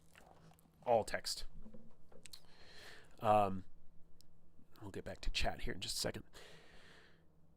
And then each one of these has a little quote at the beginning of it. The quote on this one says, "He who would do great things should not attempt them all alone." And that's attributed to a Native American proverb. The loner can be one of the most disruptive forces around the gaming table. She has little regard for group cohesion and seizes every opportunity to go off alone, heedless of the effect on other players. This might be when the rest of the characters are expecting to rest and recover their spells, during combat in order to explore some dark side tunnel, or any time her interests diverge from the party's. There are really two issues here. First, what goals does the player have for her character that she doesn't feel can be met as part of the group experience? That's a good question. That's a killer question. What is it about what you're trying to get that is so unique that you can't get it by being part of the group? It may be that she feels bound by the character concept she's created and needs help figuring out how to make it work within the party structure. Second, is the character's role in the group dynamic essential for the heroes to overcome their obstacles? That's more of a hallmark of more older games where you expected to have specific roles. A lot of modern design has kind of gone away from that, in my opinion. If she's leaving when the other players need her, this presents a serious problem that needs to be addressed. As the GM, you may want to work with the loner between sessions to help achieve her character's goals. Avoid the temptation to split your attention during the game, giving one player fully half of your game time simply because she wandered off is not fair to the rest of the players. Handle any side adventures that happen away from the group, off camera, not when it wastes the whole group's time. And if the loner gets tired of sitting out simply because her character wandered away from the group, perhaps she won't be likely to wander off again. You might also use the loner's meanderings to introduce new plot elements. In taking her leave, does the loner stumble into a group of wandering monsters that attack the party? Set off a trap? These effects don't have to be immediate. If your player wants to sneak out of the tavern in the middle of the night, you might quickly gloss over her escapade, but use the opportunity to explain how the orcs were able to locate the group's campsite. The idea isn't to punish a player for her loner tendencies, but rather to create the greatest amount of fun for the greatest number of players. Of course, you're not the only one likely to be irritated by a loner's gallivanting, and regular abandonment of the group eventually causes intra-party strife. Other characters and players might become upset and seek to confront the loner's character. This can be a great opportunity for role-playing, but it risks alienating the loner. Make sure that the loner knows that while running her character in such a manner isn't wrong, going off alone can have a negative impact on the other player's enjoyment, and that you want to make sure everyone, including her, is getting their needs met. Now that had much more of a mechanical tinge to it, as far as them actively like abandoning the party, before combats or whatever the case may be. But if you take that metaphorically and you have a group that actively care about interconnection and roleplay, then it can be taken metaphorically as well. Cool. Forgot that existed. GMs can get sucked into enabling lone wolves sometimes because we tend to pay attention to the bad kid, which I just read about. Your guideline to GMs is to budget screen time. If 3/4 players are in the group and collaborating, they should get at least 3/4 of the screen time. Yeah. Yep. That's funny. That's what that book just said, too. If you're giving too much time, set boundaries. Yeah. I think my more confrontational approach is to start doing vignettes of a normal day in PC's lives. Make them think what the lone wolf does when not killing and dying. I love that too. I definitely do. Yeah, it's tough. It's tough when you try to do something like that and they're just like, I don't know, they hang out. Like, please, how do they hang out? Where do they go? Do they have a favorite cafe? Anything? At some point, describing their character as just drinking alone at a bar and then staring awkwardly for their allotted vignette time makes them reflect how sad that is. That's effective. That's for sure. Oh, man. So that was a little bit about archetypes. What else did we say in this post back in the day? I wrote... Oh, man. Oh, geez, I went off. Oh, God. What did I write here? Okay, give me 1 second.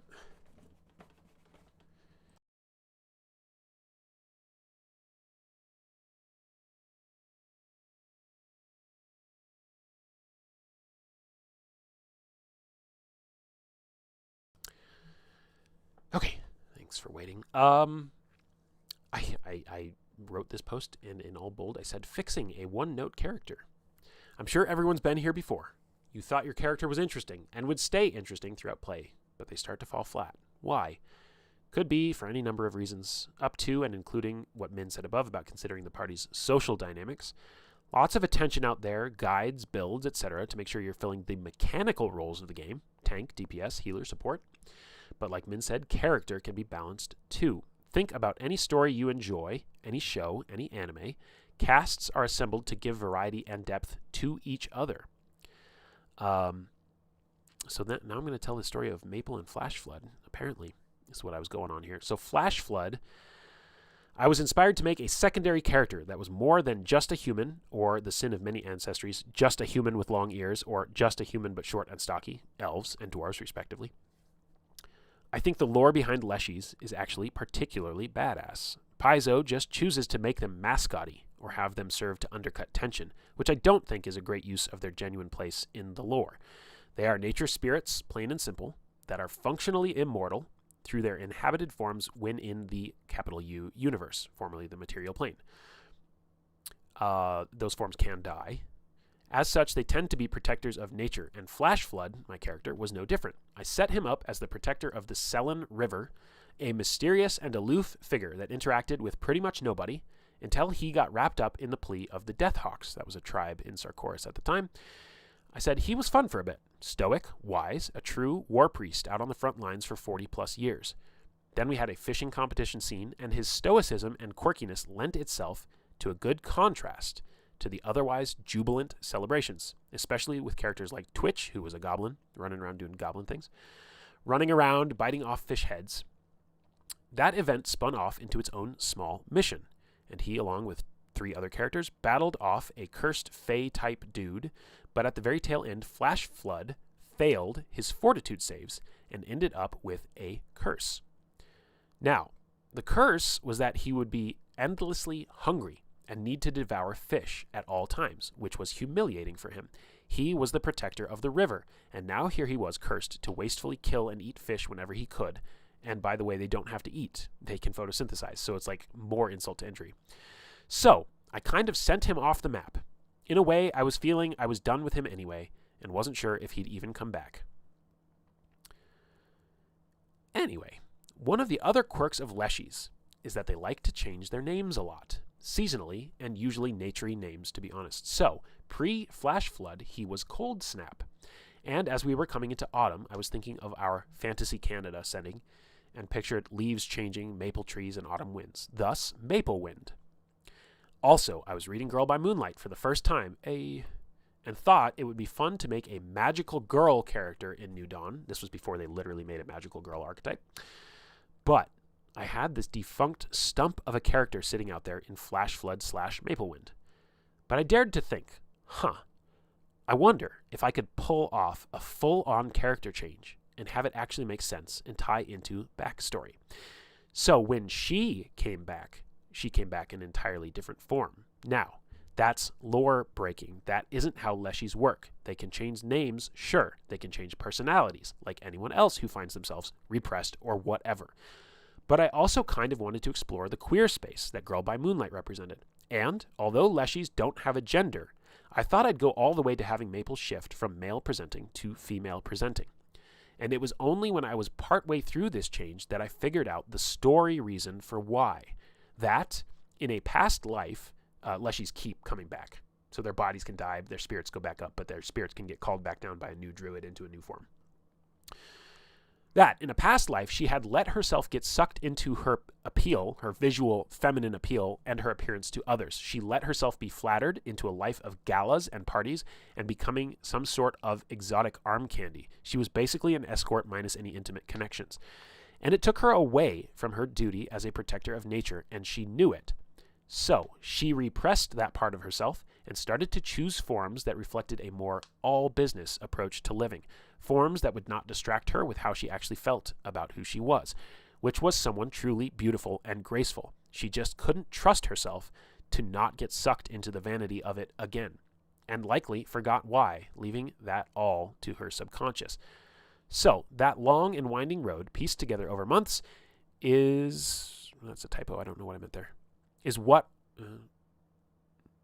Is how I took what I felt was a one-note character and gave her more depth than I thought possible. She truly came out of a cocoon and emerged a much more beautiful butterfly in nearly every imaginable way. It took a lot of work, and so for the purposes of a tips and tricks thread, that's not very tip nor trick, LOL. But it does illustrate that if you poke at something long enough, ask yourself why enough times, you'll likely find yourself somewhere interesting, somewhere you didn't expect to be. That should have been an article in my newsletter. I don't know why that wasn't. Cool. Hope you guys enjoyed hearing about Maplewind. She's a very cool character. Working with the lone wolf to build yes and on their character for why they are a lone wolf might draw out something better. Yeah. Keep asking why. Short, stocky, and Welsh. Do y'all think the lone wolf issue may span from a difference in media literacy? It feels oddly similar to trying to have a book club with someone who keeps insisting we're reading too much into it. I think there's something there, maybe. Yeah. Maple is incredible. But she, like I said, I started the character off, male presenting flash flood, chilling in the river, fighting demons. The world wound got sealed 5 years earlier, so now there's less and less demons approaching the riverbanks for flash flood to fight. There was one inciting incident. Somebody was running to the river being chased by demons. He jumped out of the river, started fighting them. He was telling her to go in the river because he could make her magically able to breathe and they could just swim away. She didn't listen. He got really annoyed. It was a really cool, little mission scene. But the absolute intention I had from day one with that character was this is going to be a story about how this detached, aloof river spirit of nature, plant creature, is going to integrate into this fledgling town that's growing. This is all in New Dawn, by the way. This is another of my characters in New Dawn. But yeah, I thought it was really neat, and I was able to, like I say, when I want to get experiences out of something, I looked at Maple as a trans character, even though she's genderless and uses she, her, because nature spirits don't have gender. It was a whole thing, but I was like, this is a space that I'm interested in exploring. But she eventually got more and more connected with certain elements of the people, and now her closest affiliation with the town is that she goes to the orphanage where a lot of the kids in the orphanage lost their parents. That was a giant attack that happened on the town, but she summons a trident out of pure sunlight. It's a little reflavoring, but she would do shows for the kids where she would summon the trident, launch it in the air, and then her little amulet would make it blow up into a firework and come back in as these motes of light. So that's her main thing now, is she hangs out with the kids in the orphanage. She's their little hero. And she's okay, I'll do the trident trick again another day. Go back inside now. I've got to go talk to so and so. Yeah, she's cool. Cool character. Let's see. Was there any other gems that came out of this character post?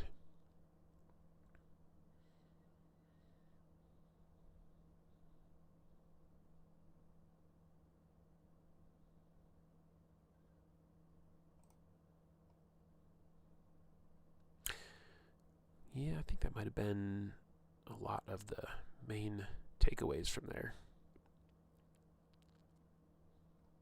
Yeah, cool. Well, I'm glad I had that to refer back to. Hoy, a big topic today.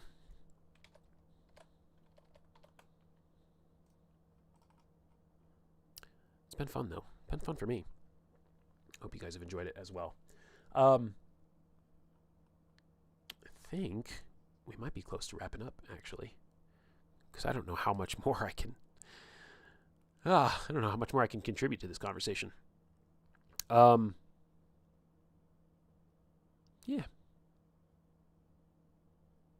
Unless anybody else has other questions, things they want to talk about.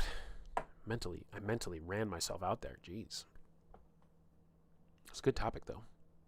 I do like talking about these things. I think they're valuable. I think if anybody ever watching this now or in the future had any level of insight, then I feel like my job's done. It's just facilitating conversation and enabling us all to take lessons that we learn, skills that we develop into our games, get more out of a hobby that already gives us so much. So I think that's neat. That's what I'm here for. Okay, so let's see what anybody else is doing out there in the world. Unless you guys spawn a bunch more conversation. The less access to media stories people have, the more they rely on personal, subjective, internal experiences. Yeah. You know, the same thing can be said about travel. And I don't travel much, and I'm not really a travel guy either. But I caught a lecture from Rick Steves, of Rick Steves Europe. He was in Seattle, and it must have been through the Seattle Chamber of Commerce or something like that I had an invite to this event. I don't know. And he gave this really great lecture about how he feels that travel is like an essential binding agent and a glue that keeps humanity together. And he said something to the effect of, when you've been to a place and you see that it's beautiful and you see that it has beautiful people too, it's a lot harder to convince you as a person, as a voter, to bomb those places, to be completely direct. He was saying travel enables you to find empathy with different people and different cultures. Are there bad people out there doing bad things? Sure. So this isn't like an anti-war thing, except it kind of is, but it's not. But it is, but it's not.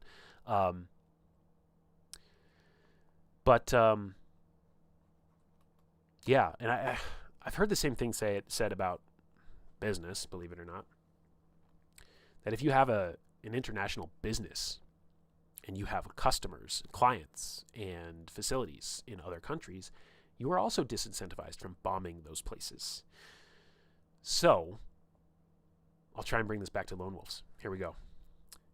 The more broad understanding, comprehension you can have of other people's experiences, lived or fictional or otherwise, the more likely you are to associate their well-being with your own well-being. And the less likely you are to do harmful, terrible things to them. It's a little kumbaya, I get it. The world is more complicated than that, but access to media stories, access to travel, even being open to other experiences in the first place is the first hurdle people have to cross. And once you get over that one, then you can kind of start to go on. And again, as I've said before, it's like, this is why I think that certain communities that have been targeted really heavily lately are perceived as a threat to established order, because they have proven that they can question something huge. And once you've questioned one thing, you find the strength to question others. And some people don't want questions to be asked. Okay, rant. More access to stories on multiple levels. People have given more work to work with, more pivot flex points. Yeah. I took an entire course in college specifically for the professor. She's the same professor if you read the Signal article that I posted the other day on the Patreon only. I talked about this professor, that she was just so fantastic. So I took anything she offered whenever my schedule lined up. And we ended up doing a 10-week class, and it was purely South Asian literature. So these are like authors you've never heard of, stories you've never heard of. You're reading these like lives of people that you've never experienced, and you're like, oh my God.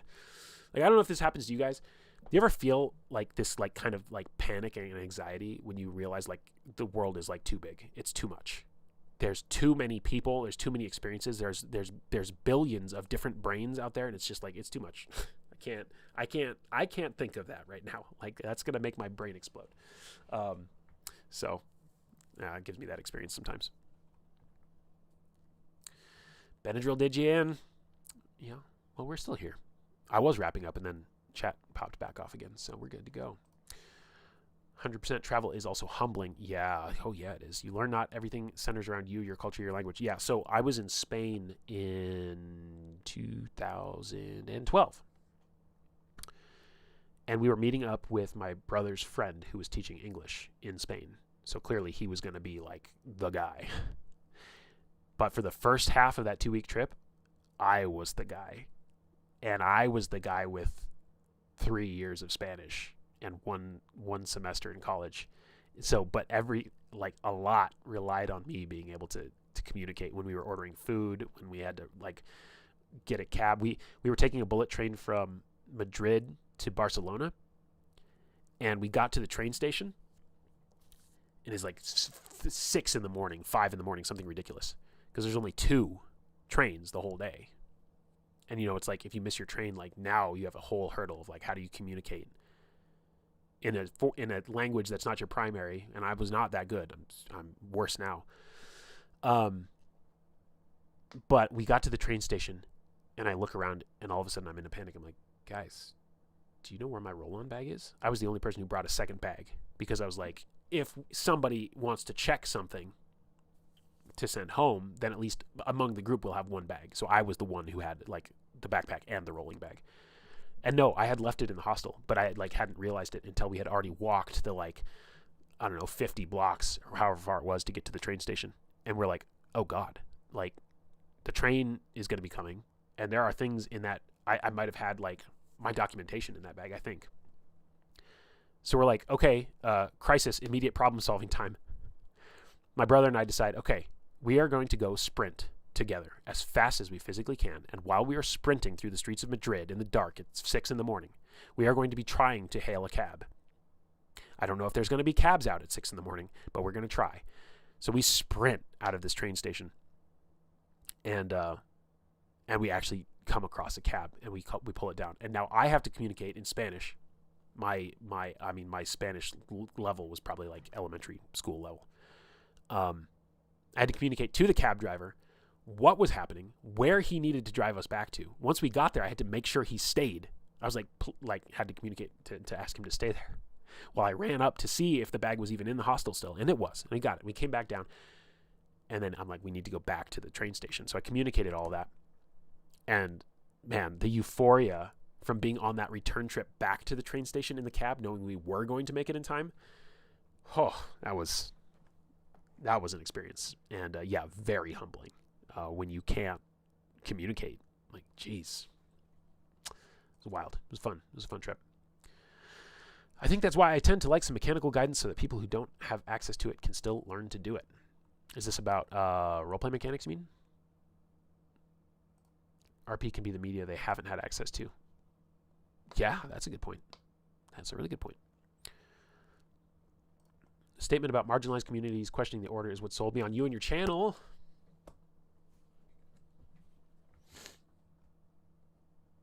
Thank you. Same? What? Oh, gosh. Increment the cry counter. We're up to at least 3 now. 100% agreed. Giving some mechanics can also be more accessible for different thinkers. It also makes visible the skill side of RP. Honestly, I get it, Alejandro. You worked on Legend of the Mist. We get it, okay? But it's a good game, and I think it's a really good roleplay tool. Not just saying this because you're here. Because of the tags. When it's all said and done, it's all tags anyway. Legend of the Mist just actually says, here's what you've always been doing. You've always had character concepts. You've always had things that you've decided your character was competent in or could do. And I know, started with City of Mist. I get it. But Legend is just so clean.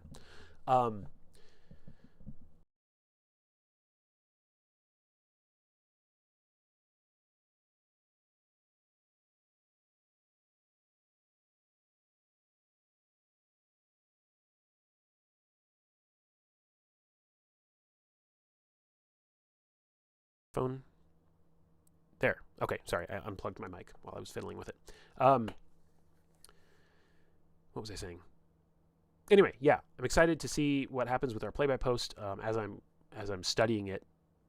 I was studying it quite a bit last night, and I think I'm going to have some unique challenges bringing it to PvP, but I think that solving them will be a fun and rewarding challenge. So I'm going to start posting some of that stuff in our channel today. Okay. As an autistic girly, panic at how many brains there are out there is 90% of my waking hours. It's like, I've tried to explain this to some people before, and they're just like, no, I don't know what you're talking about. I'm glad you do. Oh, it's just like,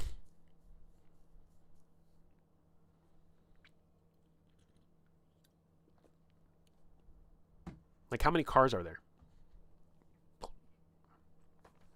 How many cars go just past my house on the highway in a day? And every one of that car has a minimum one person in it. Just brain melting.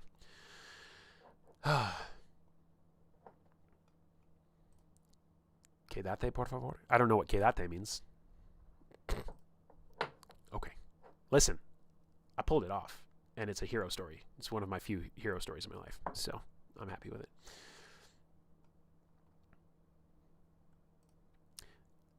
Listen, I hate that I worked on LATM because now everything I say about it sounds like I'm tooting my own horn, but I loved Miss Games before I was hired. Hey, I was kidding, okay? I was kidding. It's a good game, and the art is incredible. You love working on it. You just hate that it sometimes makes me sound insincere at times. Look. Just do it. Or just be really hard and fast with your disclaimers. Be like, hey, by the way, I worked on this, but listen, shut the fuck up. This game is incredible.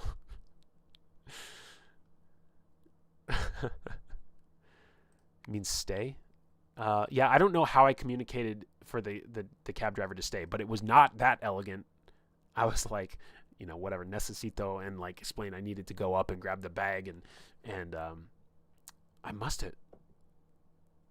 Espera is hope, right? Yeah. So that's not what I said. I pulled it off. Whatever I did, it worked. It worked. Yeah, that was wild. That was a wild time. Okay, now we might be wrapping up on the 2-hour mark. I love these streams, I really do, but my God, they are a different kind of exhausting. It's really easy to just read a PDF and bounce off of it. Is it? Then maybe I did say. Maybe I did. I mean, this was decades ago, so. Yeah. I want to learn Portuguese. That's what I want to learn. Someday. Someday I will. So, again, sorry, I'm exhausted. And daylight savings time probably didn't help. Our buddy Zachary is streaming, so we're gonna go over there in a little bit. And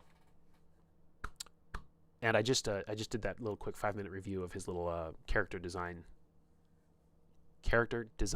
generator card deck, which is just a neat little product. He's a cool guy. So, what else? That's right. I got to do the business and like, subscribe, follow, whatever it's called. Do the stuff. This is what we do. We have conversations like these. We have first looks at products, deep dives on products. Oh, there was one more thing I wanted to do. Do I extend the stream by another 15 minutes to do it? I think I do. I'll kick myself if I didn't do it. Y'all can leave if you need to. Sorry for the whiplash. You're like, oh, good, I'll get on with my day now. And I'm like, just wait 1 second. I wanted to read the Outsider playbook. Oh, and The Stranger. These are both good examples from Girl by Moonlight about lone wolves and how they can mechanically not be a problem. Just checking to see. I mean, even to some degree, the Enigma. Well, we'll just stick with the 2. This won't take that long anyway. So, crash course on Girl by Moonlight. Girl by Moonlight is Forged in the Dark book about tragic magical girls. They are caught in between a bad reality and an even worse, arguably, metaphysical opponent of some kind. You build the world together as a group when you play this game. And then you play people who have to keep their empowered identities secret. They're often wrestling with concepts around identity. The game and the world creation in the game forces you to put ideological obstacles up for the PCs. Like, it will tell you, it'll ask you in the creation, it'll say, hey, what is valued in this society? And then the next question will be like, how do you fail to live up to that? And you have to give an answer in the world building. So, like, as a group, this is why we're not vibing with the dominant forces at this time. It's a beautiful game. It is life-changing. It's life-changing on its own, and it changed my life in ways that I can't even begin to describe.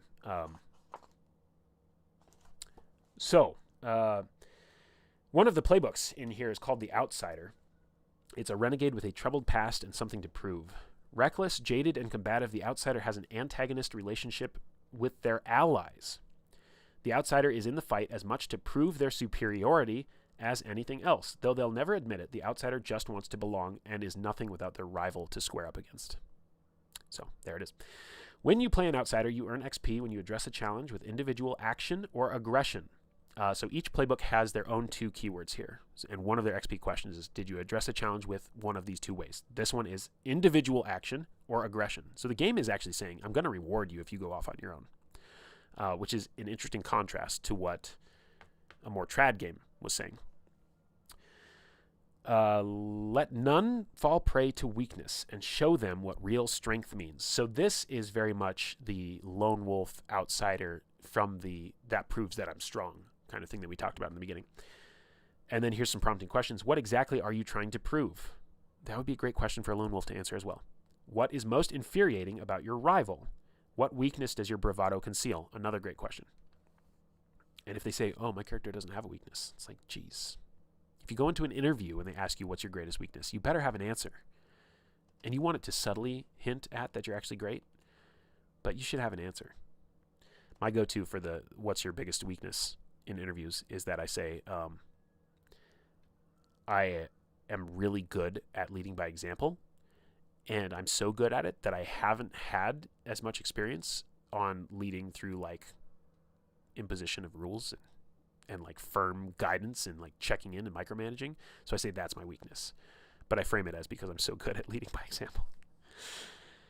One cool thing that Girl by Moonlight does as well that I like is for your character name, you choose a mundane name and your true name, which is the superhero name, but it's called the true name because this is about identity and it's about how who you really are is who you are when you accept your power, regardless of whether or not that's accepted by society.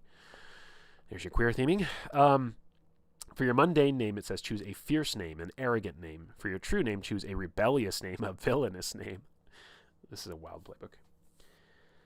Promises are a mechanical thing you do in the game. It says make each of these promises to one of the other protagonists a promise to your rival, a competitive promise. So this playbook is designed to cause like friction, and requires quite a bit of thought on how to handle that. I just noticed these 2 little drawstring balls right here make it look like there's like a black cat hovering in the corner of that cubby. Eclipse. So Eclipse mechanic in this game is as you tack up stress, as you're resisting things or you're trying to push your rolls to do better, you will eventually hit 9 stress. And when you hit 9 stress, you have to roll, and there's a chance that you'll go into Eclipse. You basically embrace your darker self, and it tells you from a role-playing style like what flaws you're going to start embodying that you should be bringing into the roleplay as well. Even though if you read really closely, it's like, you don't have to. And I'm like, you should make them. You should make them.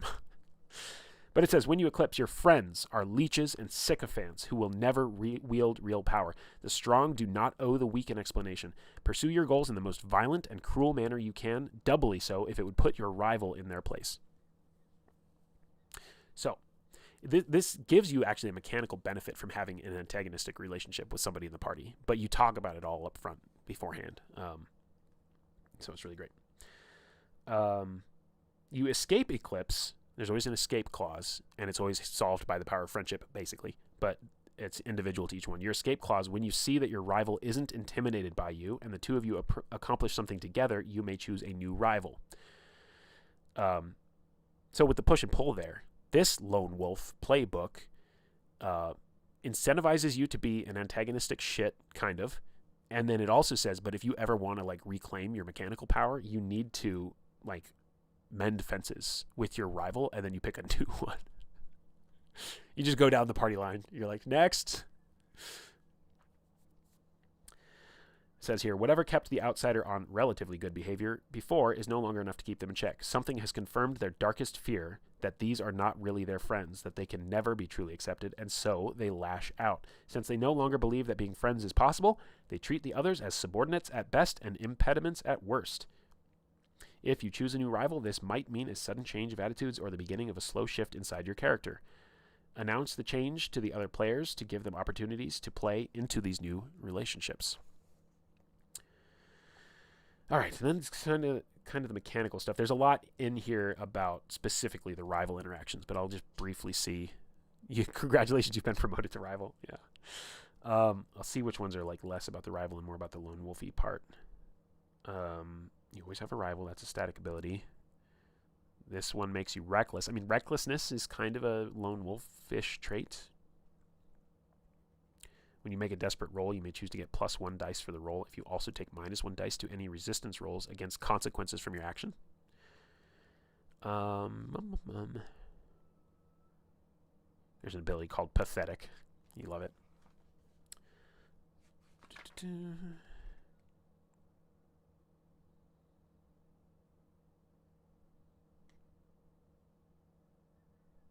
It's cool. This is a cool ability. Just for the sake of reading a cool ability. Transcendent abilities. This one's mine. Once you engage a foe, neither of you may back down until one of you is defeated. While you are engaged with your foe, only your rival can assist you, and other foes will not interfere. Your rival may take your place at any time, but must finish what you started. Isn't that incredible? Now, here's another kind of lone wolf. From a different angle. This is called the Stranger, a cold and distant luminary. And this one, I believe, was very highly, if I recall, Andrew Gillis's design notes. I believe this was intended to be somewhat a representation of neurodivergence, autism, those sorts of things. Deliberate, withdrawn, and perceptive, the Stranger can access secrets and knowledge that others cannot. This focus means that they struggle to express their feelings to others, though they often feel them very deeply. So this character playbook has an internal component, but they have trouble expressing them. To the Stranger, the world is a beautifully complex machine to be approached with curiosity and ingenuity. When you play a Stranger, you earn XP when you address a challenge with knowledge or subtlety. You see the world as no one else can, but will they trust the knowledge you offer? Character question prompts. What knowledge do you seek? Why do you struggle to relate to others? What truths do you deny about yourself? That second one. Why do you struggle to relate to others? That could seem pretty aggro in a different context. That'd be like my thumbnail. For your mundane name, choose a confusing name, a model name. For your true name, choose an alien name, an unnerving name. You make a promise of growth and a misguided promise. And when this playbook eclipses, it says, no more wasting time with friends or feelings. They just get in the way. It's time to focus on something real and tangible, something that makes sense. You find a concrete, rational, and entirely impossible task to pursue to the exclusion of all else. And again, the game says, hey, you're in eclipse, and now you're basically separated from the party, and you're lone wolfing. But how do you escape eclipse? You escape eclipse when someone works alongside you on your task without judgment, and you let the task go incomplete and unresolved. It requires other people to connect with you. Yeah, it's cool.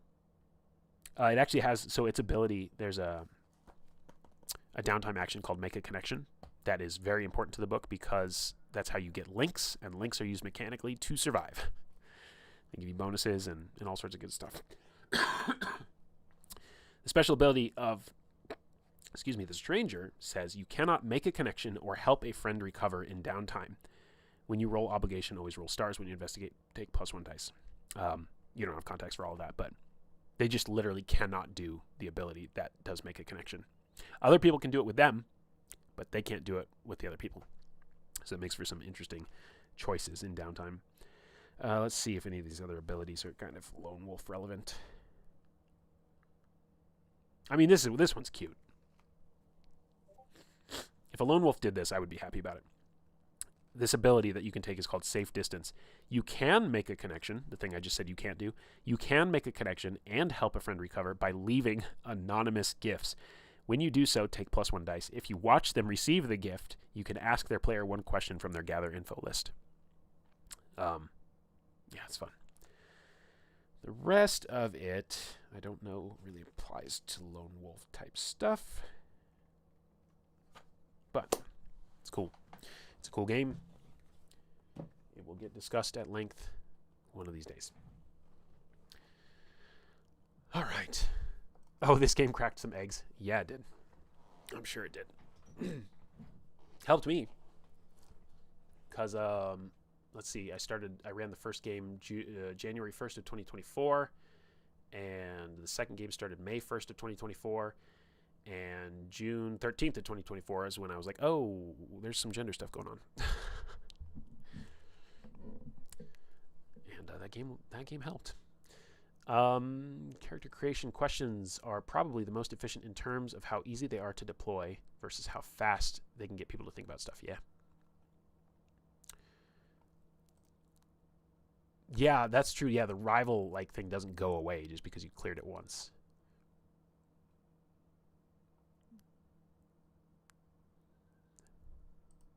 You rigorously avoid playing self-inserts. Stay away from me, stranger. I won't play you.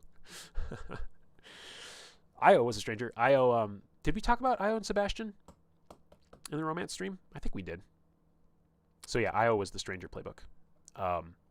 Yeah, I did share that story. So when he blackmailed her into going on a date with him, she was just kind of like, okay, I guess I'll just do whatever you say. Oh man, that relationship was good. Setting boundaries. Yeah. Good conversation. There, are we empty now? Are we empty of good conversation? If we're not, say your piece, and we'll address it. Otherwise, we've all got days to get onto. I gotta prep for something I spontaneously offered, which should be fun. Yeah. Thanks for hanging out. It was a good conversation. Wandered and winded all over the place. I'll say again, like I said before, do the liking and the following and everything. I think you guys already are. So for those of you who come to view this later, please and thank you. Let's get Zachary's link back up and out. Imagine that. Yeah. Shortly after, New Dawn, I had Maple, who I was playing out kind of trans identity stuff. Amy, I created 3 weeks after I realized the gender things, and then I was like, well, I immediately now want to play a girly girl. So that was not coincidence. What other? Well, and then I had Lan and Ruby in Girl by Moonlight, the third campaign, which was very much exploring transgender fluid type stuff. So wild. No, he's wrapping up right now. Dang it. Well, I'll try and catch him anyway. If y'all want to try and catch him, that's fine. Otherwise, we'll probably just miss him, but that's all right. Yeah. Cool. Well, thanks for hanging out. It's been a blast, as always. I wonder what topic might warrant another London Hour stream to this depth. I could do it with romance. I could do it with Lone Wolves and Wanderers. I don't know what else I could fill 2 hours with just from my own experiences. But if you have any ideas, feel free to share them, put them in the comments. If you watch this later on a VOD, hit them up in the comments, join the Discord, the Patreon, all that stuff, which is where we're having conversations that generate these kind of streams. And with that said, it's been a long enough outro. I will see you all in the future. Hope you have a fantastic Sunday afternoon, and I'll catch you later on London Station. Bye.